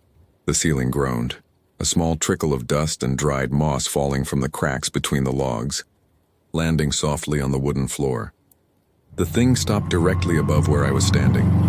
For a long, agonizing minute, there was nothing but the sound of the wind howling outside and the steady shkt, shkt, shkt of the static on my radio, which was still clipped to my chest. Then the radio crackled. The static died away, replaced by the sound of a voice. It was my own voice. "Dispatch, this is Ranger Vance," the radio said, the tone perfectly mimicking my own flat, tired drawl. "I've completed the patrol of Gable Pass. Everything is clear. I'm heading back to the station now. Over." And then, from the roof directly above my head, the same voice spoke, the sound vibrating through the thick wooden logs of the ceiling, clear and dry. "Good night, Evelyn," it said. I didn't leave the cabin that night. I sat on the floor in the corner, my back against the log walls, my gun held in both hands, pointing at the ceiling. I didn't sleep. I didn't move. I listened to the snow fall, and I listened to the slow, heavy weight on the roof, which didn't move until the first light of dawn began to turn the snow outside a pale, ghostly gray. When the sun finally rose, the weight was gone, the roof was empty, and the only tracks in the fresh snow outside the cabin were the deep, round depressions of my own frantic flight down the mountain, already partially filled by the storm. I hiked out that morning. I didn't stop at the ranger station. I walked straight to my truck, drove to the regional headquarters in Kalispell, and turned in my badge and my uniform. I told them I was done. I told them the isolation was too much, that my nerves were shot. They didn't ask many questions. They see a lot of people break in the high country. I still live in Montana, but I live in the flat, dry plains of the eastern part of the state now, where the sky is endless and there are no mountains to hide the horizon. I work a quiet job at a grain elevator, but every time the wind picks up, or every time I hear a rhythmic, heavy shifting on the roof of my house during a winter storm, I find myself holding my breath, because I know that out there on the red ridges of Glacier, there is something that has my voice, and it is still waiting for me to come back into the dark. I worked as a backcountry law enforcement ranger for the United States Forest Service. The events I'm about to describe took place in the autumn of 2018, deep within the Monongahela National Forest in the state of West Virginia. I have never spoken about this to anyone in management, nor have I told my family the real reason I turned in my badge and moved 3 states away to work in a suburban hardware store. When you spend enough time in the federal wilderness system, you learn that there are official reports, and then there is the truth.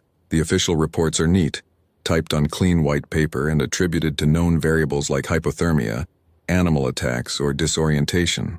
The truth is something that sits in the back of your mind when you're staring out a window at dusk, making you check the locks on your doors 3 times before you can even think about going to sleep. I am writing this now because the silence has become too heavy, and I feel that if I don't put these words down exactly as they happened, the memory will continue to rot away at my peace of mind until there's nothing left. The Monongahela is an ancient place. People from the cities look at maps and see green blotches, thinking of them as parks with manicured trails and neat little campground loops. But the Cranberry Wilderness section where I was stationed is nearly 40,000 acres of roadless, rugged terrain. It is a landscape of dense red spruce, treacherous peat bogs, and steep shadowed hollows that haven't changed since the first European settlers tried and failed to tame them. In late October, the mountains change. The brilliant oranges and reds of the hardwood canopy drop to the forest floor, leaving behind a gray, skeletal lattice of branches that clatter together in the wind. The mist rolls in off the ridges, thick and smelling of wet slate and decaying pine needles, settling into the valley so densely that you can't see your own boots. It was during this transitional week, when the tourists had gone home and the woods felt vast and empty, that the call came in. I was sitting in the district office in Marlinton, cleaning the action of my Remington 870 shotgun, when the desk sergeant, a local guy named Tom Miller, tapped on the glass of my office door.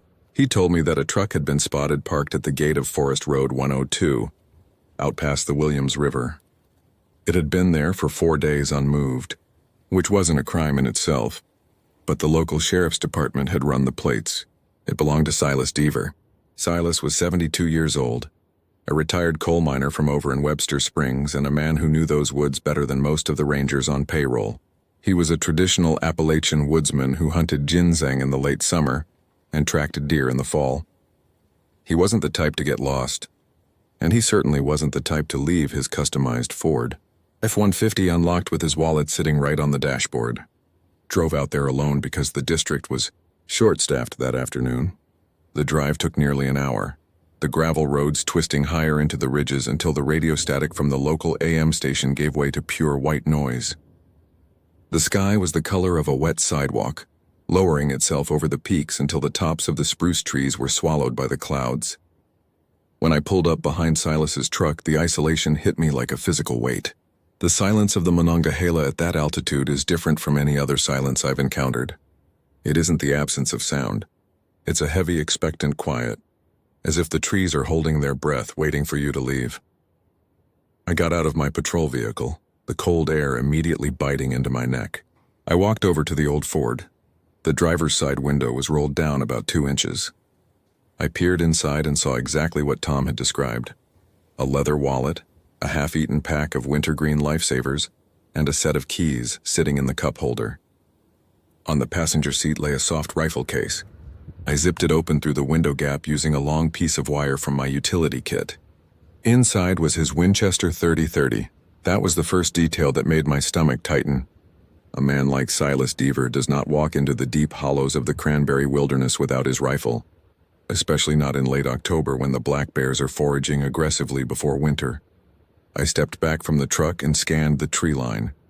The forest floor was covered in a thick carpet of damp leaves, making it impossible to see distinct footprints. But I found where the brush had been parted near the old logging grade that led down into what the locals called the Cold Knob Hollow.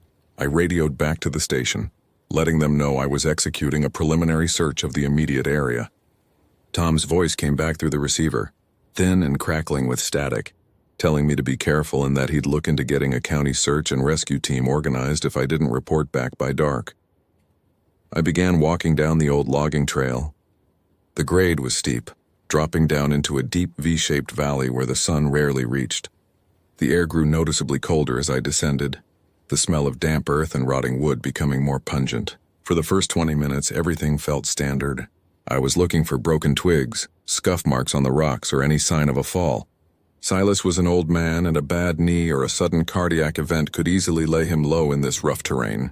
I kept calling his name, my voice shouting out into the trees, but the sound seemed to die the instant it left my mouth, swallowed up by the thick moss and the dense hemlock branches. About a mile down the hollow, the logging trail faded into a game path that skirted the edge of a small unnamed creek. The water was crystal clear, moving sluggishly over black stones. It was here that I found the first anomaly. Sitting on a flat boulder in the middle of the stream was Silas's orange blaze hunting vest. It hadn't been dropped or lost in a struggle. It was folded neatly, the corners perfectly aligned with his pocket knife placed squarely in the center of the fabric. I waded into the cold water, my boots sloshing against the gravel, and picked up the knife. It was a standard 3-blade Stockman knife, well worn with the main blade closed. The vest was dry, despite the heavy mist that had been falling for hours. That meant it had either been placed there very recently, or something had kept the moisture from reaching it. I stood there in the middle of the creek, holding the cold steel of the knife, and called out again. "Silas, it's Marcus Vance with the Forest Service. Can you hear me?" There was no answer, but as the echo of my voice faded, I noticed a change in the environment. The woods had gone completely still. When I started the hike, I could hear the occasional chickadee, the rustle of a squirrel in the dry leaves, and the steady, reassuring murmur of the water. Now the birds had stopped. The wind died down to nothing. The water seemed to flow without making a sound, as if the volume of the world had been turned down to zero. It was the specific kind of quiet that triggers a primal alarm in the back of your brain, the instinct that tells a prey animal it is being watched by something it cannot see. I stepped out of the water and put the knife in my pocket, holding the orange vest under my arm. I unclipped the retaining strap on my sidearm, a standard-issue Glock 22, just to ensure I had quick access to it. I followed the creek further down into the hollow, the terrain becoming increasingly choked with rhododendron thickets. These bushes form dense, tangled walls that are nearly impossible to crawl through, creating dark tunnels where the shadows linger even at noon. As I pushed past a particularly thick patch of rhododendron, I saw something that didn't make sense. A young birch tree, about 4 inches in diameter, had been bent double, its top branches wedged under the roots of a nearby oak. It hadn't been broken by snow or a fallen limb. It had been deliberately manipulated to form a perfect low arch across the path. Wedged into the crook of the bend were 3 smooth river-washed stones arranged in a vertical line. I stopped and stared at it. This wasn't the work of a lost hunter. A disoriented person doesn't spend their energy bending living wood and balancing stones. It looked like a marker, but it didn't correspond to any trail system or forestry code I had ever learned. I leaned down to inspect the stones, and that was when I heard the first sound. It wasn't a roar or a growl or any of the dramatic noises people associate with wild animals. It was a whistle. It was 2 notes. A high pitch followed immediately by a low sliding drop, exactly like the call of a bobwhite quail. But it was too loud and the timbre was wrong. It carried a strange hollow resonance that sounded less like a bird and more like a human being trying to imitate a bird through a long wooden pipe. The sound came from the ridge directly above me, hidden behind the dense shroud of spruce trees. I turned toward the slope. "Silas, is that you?" The whistle was repeated, but this time it came from a different location, about 100 yards to my left, further down the hollow. The speed with which the sound had shifted position was impossible for a man traversing that steep, rocky incline through the brush. I felt a cold chill spread across my shoulders, the hair on my arms standing up beneath my uniform shirt. I took out my radio and keyed the mic. "Marlinton Station, this is Unit 3. Tom, do you copy?" Nothing came back but a harsh rhythmic static that sounded like someone breathing heavily into a microphone. Shh. I checked the battery indicator. It was full. I tried again. "Tom, if you can hear me, I'm in the Cold Knob Hollow about 1.5 miles from the vehicle. I've found items belonging to the subject. The radio reception is poor. Advise if you can copy." The static shifted, and for a fraction of a second I thought I heard a voice. It didn't sound like Tom, though. It sounded like my own voice, distorted and played back at a slightly slower speed, repeating the words, 1.5 miles. 1.5 miles. Then the line went dead, the static dying out completely, leaving the radio totally silent despite being turned on to full volume. I put the radio back in its holster, my fingers trembling slightly. I am a practical man. I grew up in these mountains, and I've dealt with bears, poachers, and illegal chemical dumps. I know how sound can play tricks in narrow valleys, how limestone caves can echo and distort noises until they sound unnatural. But the imitation of my own voice wasn't an echo. It was a deliberate transmission, or at least that's what it felt like in that moment. I decided then to turn back. The rules of search and rescue state that when conditions become hazardous or variables become unmanageable, you regroup. I had found the vest and the knife. That was enough to justify bringing in a full team with tracking dogs the next morning. I turned around and began walking back up the path toward the birch arch. When I reached the spot where the bent tree was, I froze. The 3 river stones that had been wedged into the crook of the wood were gone. In their place was a single item, a small silver fillings cap from a tooth, sitting perfectly balanced on the bark. I didn't touch it. I knew from the missing person file that Silas Deaver had several dental bridges from his time in the mines. A sickness rose up in my throat, a greasy, cold dread that made my heart hammer against my ribs. I looked up into the canopy, but the gray mist had thickened, turning the upper sections of the trees into ghostly silhouettes. I didn't walk back up the trail after that. I fast-walked. Every few hundred yards I would stop and listen, my breath coming in short, ragged gasps that looked like puffs of smoke in the freezing air. Every time I stopped, the woods stopped with me. There were no footsteps behind me, no crashing through the brush, no indication that I was being pursued by any large physical presence. Yet the pressure in the air was immense, like the atmospheric drop before a severe thunderstorm. When I finally reached the logging grade and saw the white tailgate of my patrol truck through the trees, I felt a wave of relief so sharp it made me dizzy. I scrambled up the final embankment, my boots slipping in the mud, and threw myself against the driver's side door. I unlocked it, jumped inside, and slammed the door shut, locking it immediately. I sat there for a long moment, the engine idling, the heater blowing cold air until it gradually warmed up. I looked over at Silas's truck, parked 20 feet away. The windows were still foggy, the interior dark.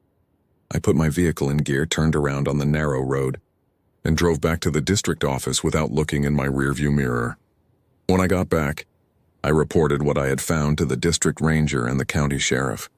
I gave them the vest and the knife, but I didn't mention the fillings cap, nor did I mention the radio static or the whistle. In my line of work, if you start talking about the woods mimicking your voice or moving stones in the span of 3 minutes, you get put on administrative leave and sent to a psychologist in Charleston. I told them the terrain was too treacherous for a single officer recovery, and that the radio dead zones were severe in that particular hollow, which was true enough. The next morning, a full search crew was assembled. There were 12 of us, including 2 handlers with bloodhounds from the state police, and a handful of local volunteers who knew Silas. We met at the gate on Forest Road 102 at 7 in the morning. The weather had worsened overnight. A freezing rain had started to fall, turning the autumn leaves into a slick, treacherous muck and reducing visibility to less than 50 feet. The hounds were given Silas's vest to catch the scent. They were experienced search dogs, animals that had found lost hikers in the worst parts of the state. But the moment the lead hound, an old blue tick named Buster, sniffed the fabric, his reaction was completely wrong. He didn't whine or pull at the leash. He dropped his tail between his legs, let out a low, miserable whimper, and pressed himself flat against the wet gravel of the road. No amount of coaxing or commands from his handler could get him to move toward the logging trail. The second dog, a younger black and tan, began to bark frantically, not at the ground, but up into the mist-shrouded ridges, her hackles raised like wire brushes. The handler, a veteran deputy named Miller, no relation to Tom, looked at me, his face pale under his rain hood. "The dogs aren't going down there, Marcus. They smell something they don't like, and it ain't a bear. We have to go in on foot then," the search coordinator said. A no-nonsense woman named Sarah Vance. Unrelated to me, it's a common name in the county. "Silas has been out here 5 days now. If he's injured, this rain will finish him." We divided into 3 teams of 4. I was assigned to lead Team 2, which included Deputy Miller and 2 local volunteers, brothers named Carl and Jesse Henderson. We were assigned to search the lower section of the Cold Knob Hollow, moving beyond the point where I had found the vest the previous day. As we descended into the valley, the freezing rain turned into a heavy, wet snow that stuck to the dark green needles of the spruce trees. The forest looked different than it had the day before. The white snow contrasted sharply with the black mud, making every shadow look deeper and more defined. We moved in a parallel line, spaced about 15 yards apart, keeping each other in sight through the trees. We reached the creek where I had found the vest around 10 in the morning. The water was higher now, swollen by the rain, rushing over the rocks with a dull, heavy roar. The birch arch I had seen the day before was gone. Not broken or moved, but the tree itself was straight again, as if the wood had never been bent at all. I walked over to the base of the tree. The bark was smooth, showing no signs of the friction or stress that would have been caused by being tied or wedged down. I looked for the silver tooth cap, but the snow had covered the ground, obscuring any small details. "Hey, Marcus," Jesse Henderson called out from about 20 yards up the slope. "You need to see this." I scrambled up the hillside, my knees aching from the cold. Jesse was standing under a massive old-growth hemlock, whose lower branches created a dry canopy over a small patch of earth that had remained free of snow. Pointing his flashlight at the ground, he showed me what he'd found. There were footprints in the dry dirt under the tree. They were clearly made by a heavy boot, the tread matching the standard hunting boots Silas was known to wear. But the way the prints were arranged made no sense. There were 4 distinct tracks, all pointing toward the trunk of the hemlock. They stopped abruptly 2 feet from the bark. There were no turning tracks, no backing up tracks, and no footprints leading away from the tree. It was as if Silas had walked straight toward the trunk and simply ceased to exist the moment his boots reached that spot. "Maybe he climbed it," Carl suggested, shining his own light up into the dark, thick branches of the hemlock. The tree was huge, its trunk nearly 5 feet wide, with limbs that started about 8 feet off the ground. "Silas has a bad artificial knee, Carl," Jesse said, shaking his head. "He couldn't climb a stepladder without groaning, let alone a trunk that size in the wet." Deputy Miller knelt down by the tracks, inspecting them closely. "Look at the depth of the heel prints. He wasn't walking normal here. He was leaning back hard, like he was being pulled or like he was trying to break his momentum. See how the dirt is pushed forward at the toes?" I looked at the prints. Miller was right. It looked like someone had been dragged backward, or had been trying desperately to hold their ground against a force that was pulling them toward the tree. But there were no other tracks, no animal prints, no signs of another person's boots, no drag marks in the soil, just Silas's boots deeply indented, stopping short of the bark. "Let's check the other side of the ridge," I said, my voice sounding strained even to myself. This situation was deteriorating rapidly, and the familiarity of the woods was beginning to feel like a trap. We moved further into the hollow, the valley narrowing until the rock walls on either side rose up over 50 feet, covered in gray ice and dark green moss. The sound of the creek grew louder, echoing off the stone and making it difficult to hear anything else. We had been walking for another hour when the snow suddenly stopped, replaced by that same unnatural stillness I had experienced the day before. The change was instantaneous. One moment the wind was howling through the upper branches, and the next the air was dead and stagnant, holding a smell that I can only describe as old iron and wet fur. "Do you guys hear that?" Jesse asked, stopping in his tracks. We all paused, standing like statues in the snow. From somewhere ahead of us, around a bend in the rock canyon, came a sound that didn't belong in the Monongahela. It was the sound of a bell. Not a church bell or a cow bell, but a small, high-pitched silver bell, like the kind you might find on an old Christmas decoration. It was ringing in a rhythmic, steady pattern. Tink, tink, tink. "What the hell is that?" Carl muttered, his hand going down to the hunting knife on his belt. "Silas?" Miller called out, his voice echoing off the canyon walls. "Silas, is that you?" The bell stopped. For several long seconds, the silence returned, heavier than before. Then from around the rock bend, a voice answered us. "Miller?" The voice called out. It sounded exactly like Silas Deaver. It had that distinct, raspy West Virginia drawl, the slight whistle through the teeth that old men get when they lose their bicuspids. "Miller, down here. I'm down in the crack. Broke my leg, boys. Need some help." Carl and Jesse immediately started forward, but I reached out and grabbed Carl's jacket, yanking him back. "Wait," I said. "What do you mean, wait?" Carl demanded, turning on me with an angry look. "That's Silas. He's hurt." "Listen to the voice, Carl," I whispered, my heart slamming against my ribs. Really listen to it. We stood there, the four of us, listening. The voice called out again. "Miller, down here. I'm down in the crack. Broke my leg, boys. Need some help." The cadence was identical. The pauses between the words were exactly the same length. The inflection on the word boys was raised in the precise manner as the first time. It wasn't a man speaking. It was a recording being replayed.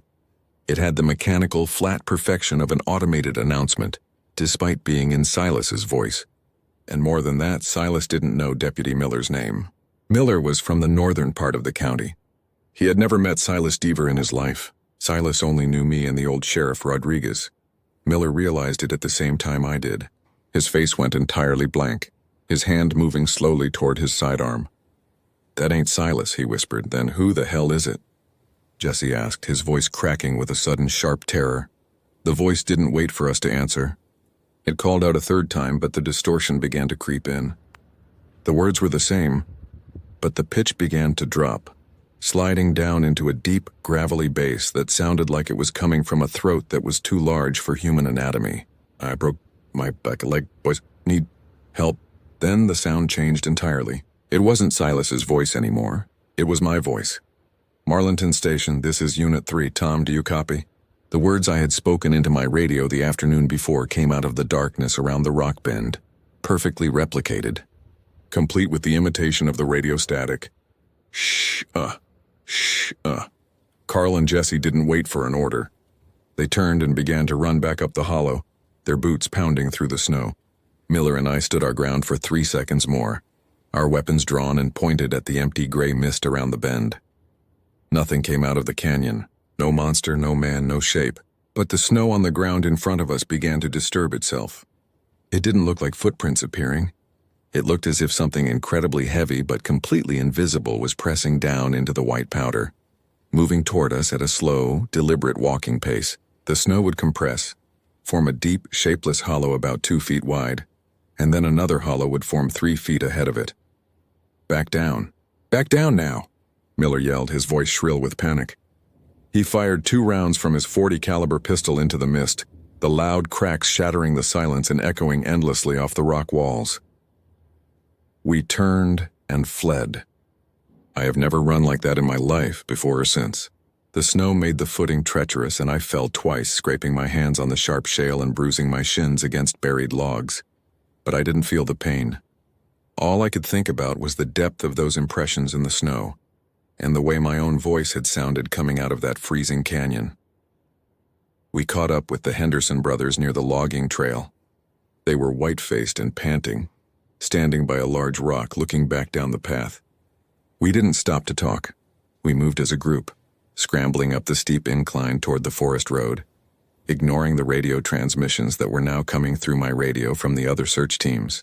The other teams were calling for us, asking if those were shots fired, their voices sounding small and distant through the speaker. I didn't answer them until we broke through the tree line and stood on the gravel of Forest Road 102. When we got back to the vehicles, the other two search groups were already there. They had abandoned their search zones as well. The coordinator, Sarah, was standing by her SUV, her face grim. She looked at us, noting our breathlessness, our drawn weapons, and the raw panic in our eyes. "You heard it too," she said. "It wasn't a question." "What did you hear, Sarah?" I asked, trying to steady my hands enough to holster my weapon. "We didn't hear anything," she said quietly. "We saw them. Up on the ridge. Silas's clothes, his boots, his pants, his flannel shirt. They were hung up in the top branches of a pine tree 70 feet up. Not thrown there.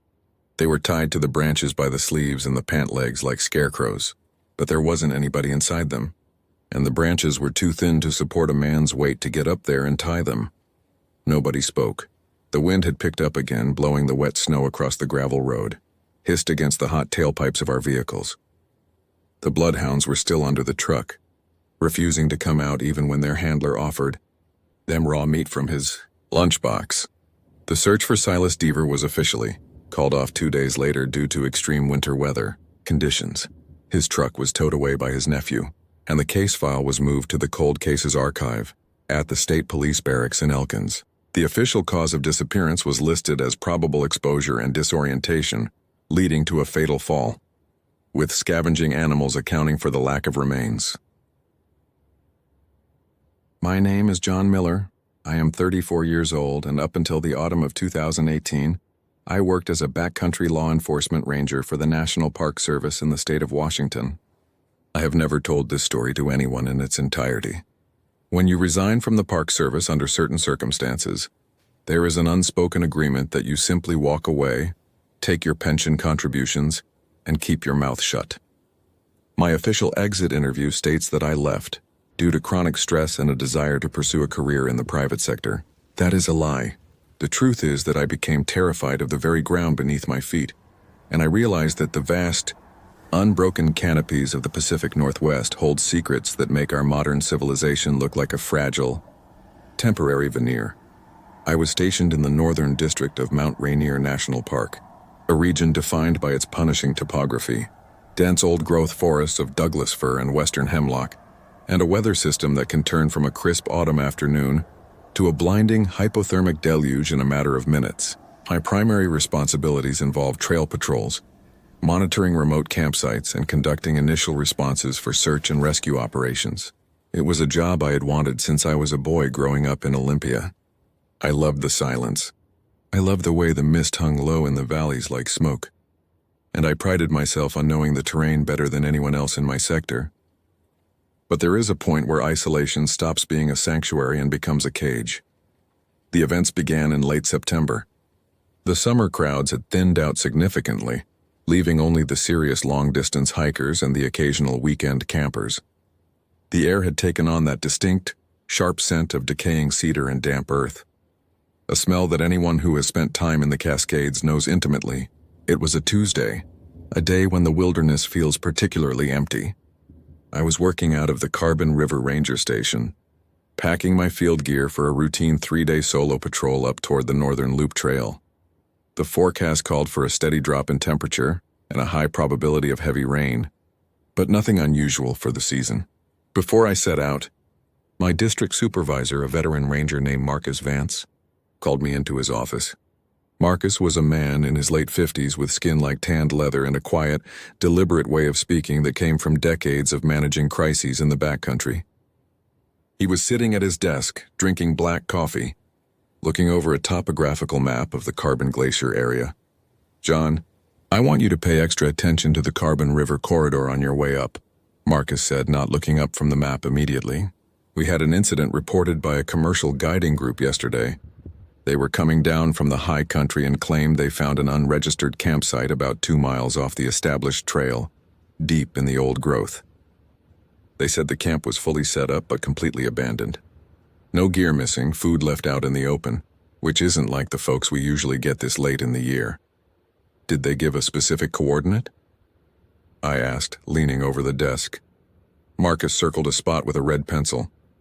It was an area characterized by steep, heavily timbered ridges and deep ravines that drained into the Carbon River. It was a brutal place to travel off trail, thick with devil's club, fallen logs the size of school buses, and treacherous, moss-covered boulder fields.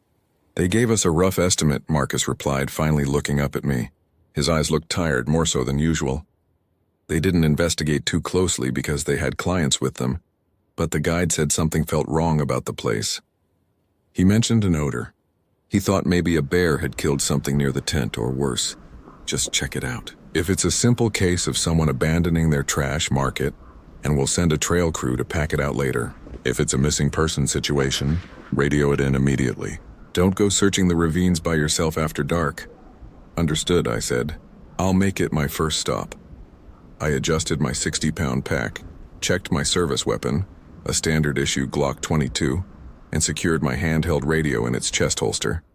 I left the station just as a low, gray ceiling of clouds began to swallow the lower ridges, blotting out the peak of Mount Rainier until the mountain was nothing more than a massive, felt presence hidden behind the fog.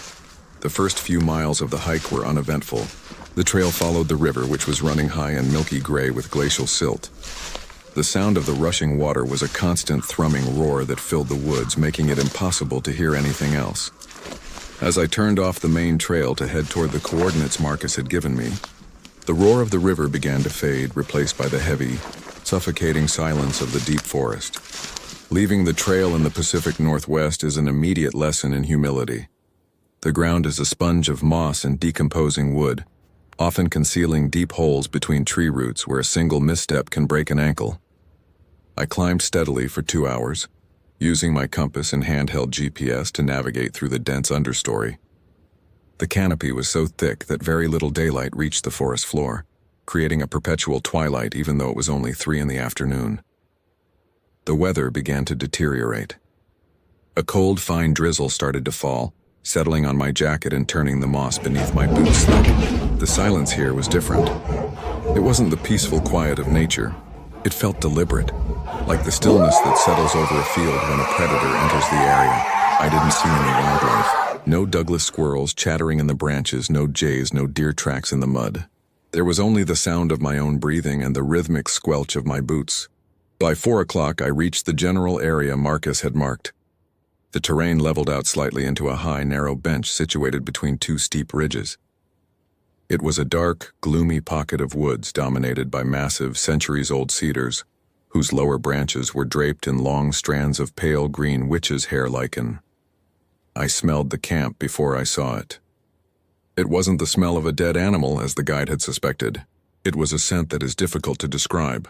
A heavy, metallic, and profoundly stagnant odor, like water that had been trapped in an iron pipe for decades, mingled with a faint, sweet smell of rot.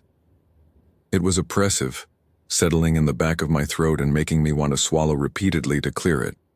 I pushed through a dense thicket of huckleberry bushes and stepped into a small, natural clearing. There, exactly as the guide had reported, was a 3-person dome tent, faded blue and streaked with green algae from the overhanging trees. "Park ranger," I called out, my voice sounding flat and strangely muffled in the heavy air. "Anyone in the area?" There was no response. The only sound was the dripping of water from the cedar boughs above. I approached the tent cautiously. The rainfly was securely zipped, but the main door was partially open, revealing the dark interior. I used the tip of my trekking pole to peel back the fabric. Inside, a down sleeping bag lay unrolled on a sleeping pad. A small backpacking stove sat on a flat rock nearby, next to a stainless steel pot containing the dried, moldy remains of what looked like oatmeal. A leather wallet, a set of car keys, and a high-end digital camera were sitting on top of a small camp pillow. I knelt down and pulled out the wallet. The driver's license belonged to a 28-year-old man named Thomas Albright, with an address in Seattle. I checked the dates on some receipts inside the wallet. The last one was from a grocery store in Ashford, dated 12 days prior. 12 days! In this environment, 12 days without shelter or supplies was a death sentence. I stepped back out of the tent and took out my radio, switching to the tactical channel to contact the station. Carbon River. "This is Ranger Miller," I said, pressing the talk button. Nothing came back but static, a harsh, rhythmic white noise that seemed to pulse in time with my own heartbeat. I tried again. "Carbon River, this is Miller on Tactical 1. Do you copy?" The static changed pitch slightly. A low, undulating whine that sounded almost like someone humming at a very low frequency. But there was no voice. I checked the display. I had a clear line of sight toward the ridge where our repeater was located, but the signal wasn't getting through. The deep ravines in this part of the park were notorious for dead zones, so I didn't panic, but a cold prickle of unease rippled down my spine. I decided to document the scene and look for any indication of which way Albright had gone. I took out my own camera and photographed the tent, the interior, and the surrounding clearing. That was when I noticed the tracks. The ground around the tent was soft, covered in a thick layer of damp cedar needles. Directly outside the tent door there were several deep impressions. They weren't footprints from a hiking boot. They were large, oblong depressions, easily 14 inches long, but they lacked any distinct toe marks or heel definitions. It looked as though something incredibly heavy had simply pressed down into the earth, compressing the soil so deeply that the water had pooled in the bottom of the tracks. What disturbed me more than the shape was the stride length. The next impression was nearly 6 feet away, leading straight toward the edge of the clearing where the ground dropped off into a precipitous ravine. I followed the tracks to the edge of the clearing. The vegetation here was broken and crushed, as if something substantial had moved through the brush without any regard for the thorns or the steepness of the slope. I leaned over a large fallen log to see down into the ravine, and that was when the smell hit me again, much stronger this time. It was the same metallic, stagnant odor, but it carried a sudden, freezing draft of air that seemed to rise directly from the bottom of the draw. The daylight was failing rapidly now. The clouds had lowered further, turning the forest into a landscape of gray shadows and stark black trunks. Protocol dictated that I should return to the main trail, hike to a location where I could get a radio signal, and call in a full search team. It was too late in the day to begin a solo tracking operation in this terrain. As I turned back toward the tent to secure the belongings, I heard a sound. It was faint, barely audible over the dripping rain, coming from somewhere down in the ravine I had just been looking into.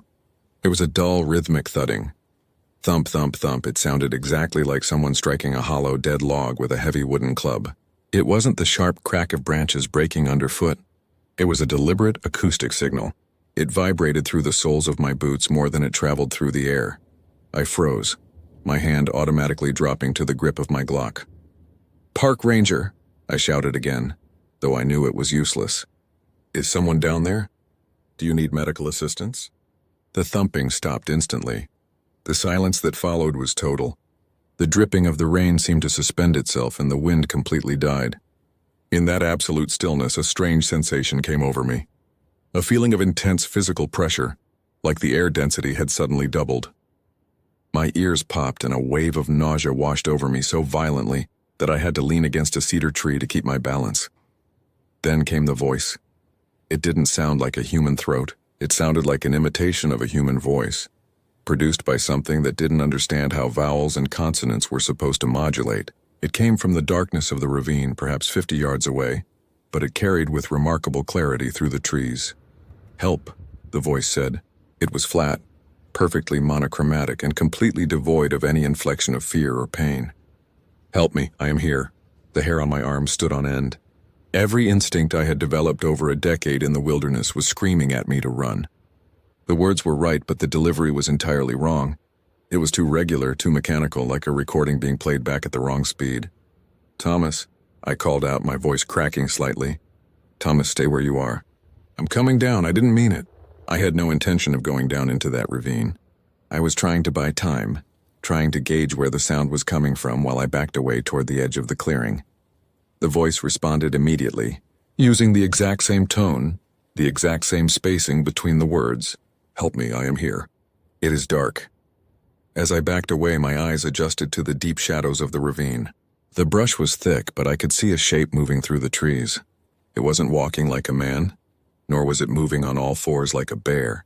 It was a tall gray mass that seemed to glide vertically between the trunks, moving with an eerie, fluid smoothness that didn't disturb the low-hanging branches around it. It was massive, easily 8 or 9 feet tall, but it made absolutely no sound as it shifted through the undergrowth. No twigs snapped. No rocks rolled. I didn't wait to see more.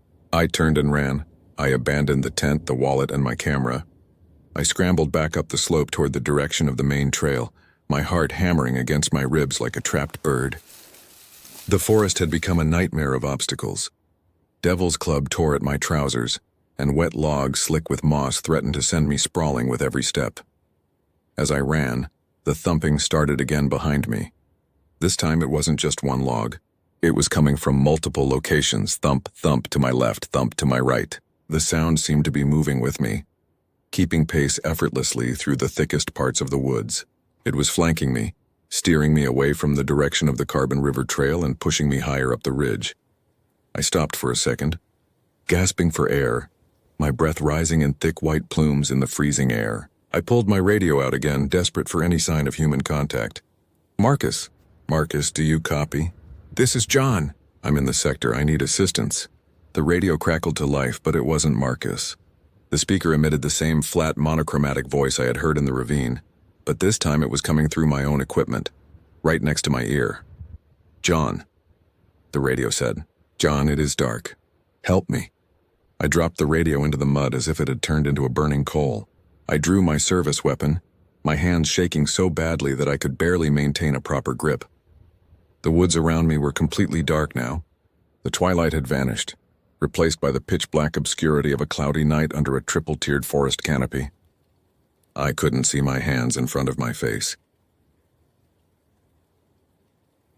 I reached into my pocket and pulled out my headlamp, switching it to its highest setting.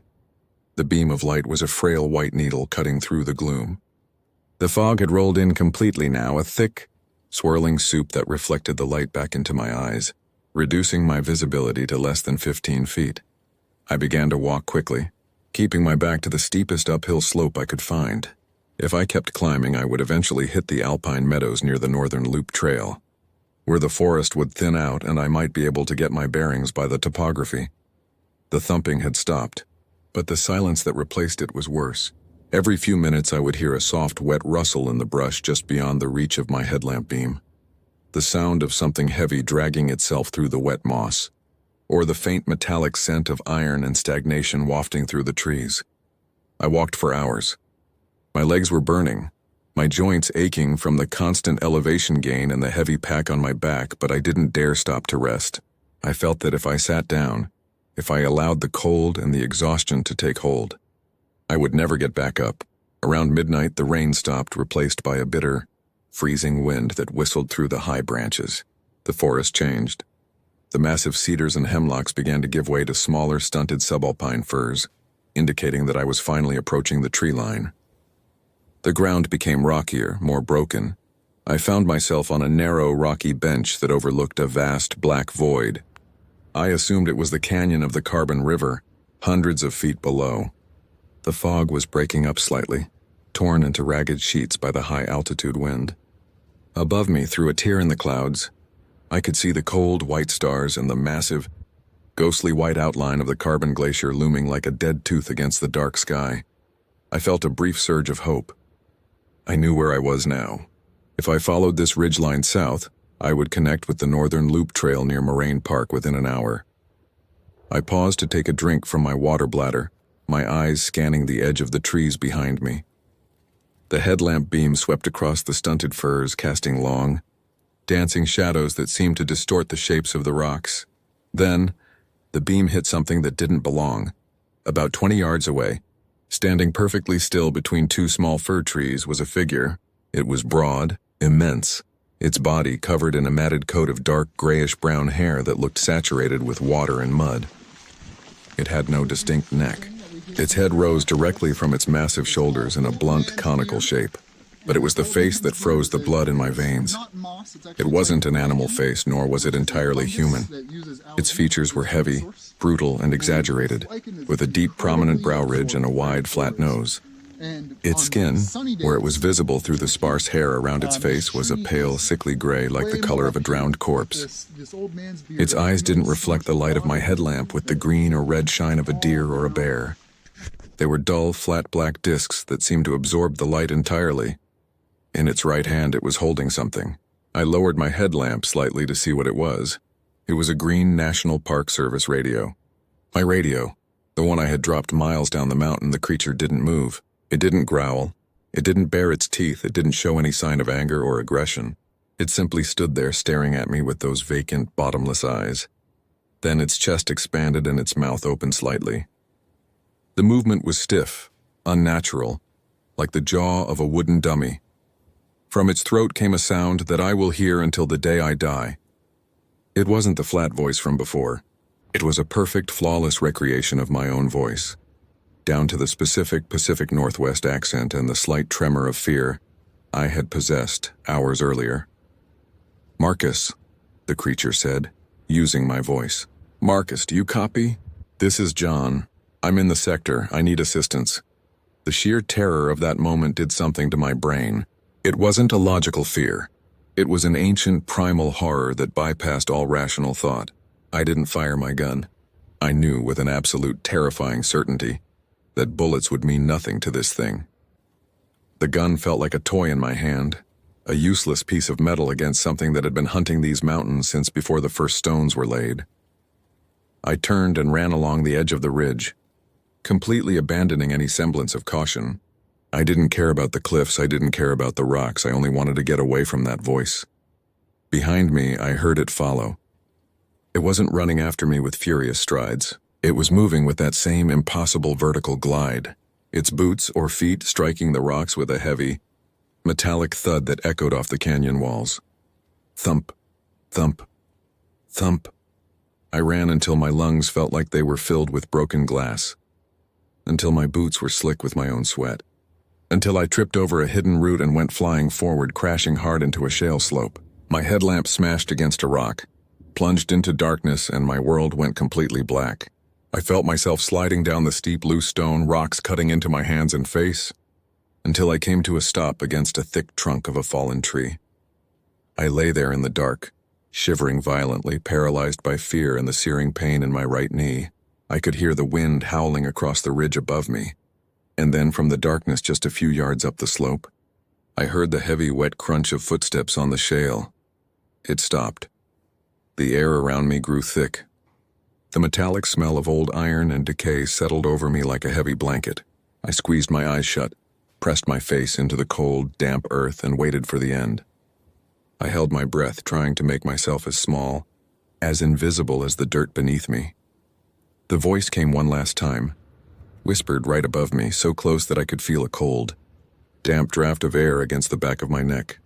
"John," it whispered, using my own voice, but this time, it was laced with a strange, flat curiosity. "John, it is dark."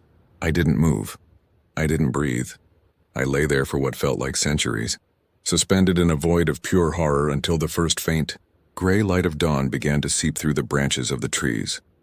When the sun finally rose, the pressure in the air was gone. The smell had vanished. I was alone on a steep, rocky slope about half a mile above the northern loop trail. My service weapon was gone, lost somewhere in the shale during my fall.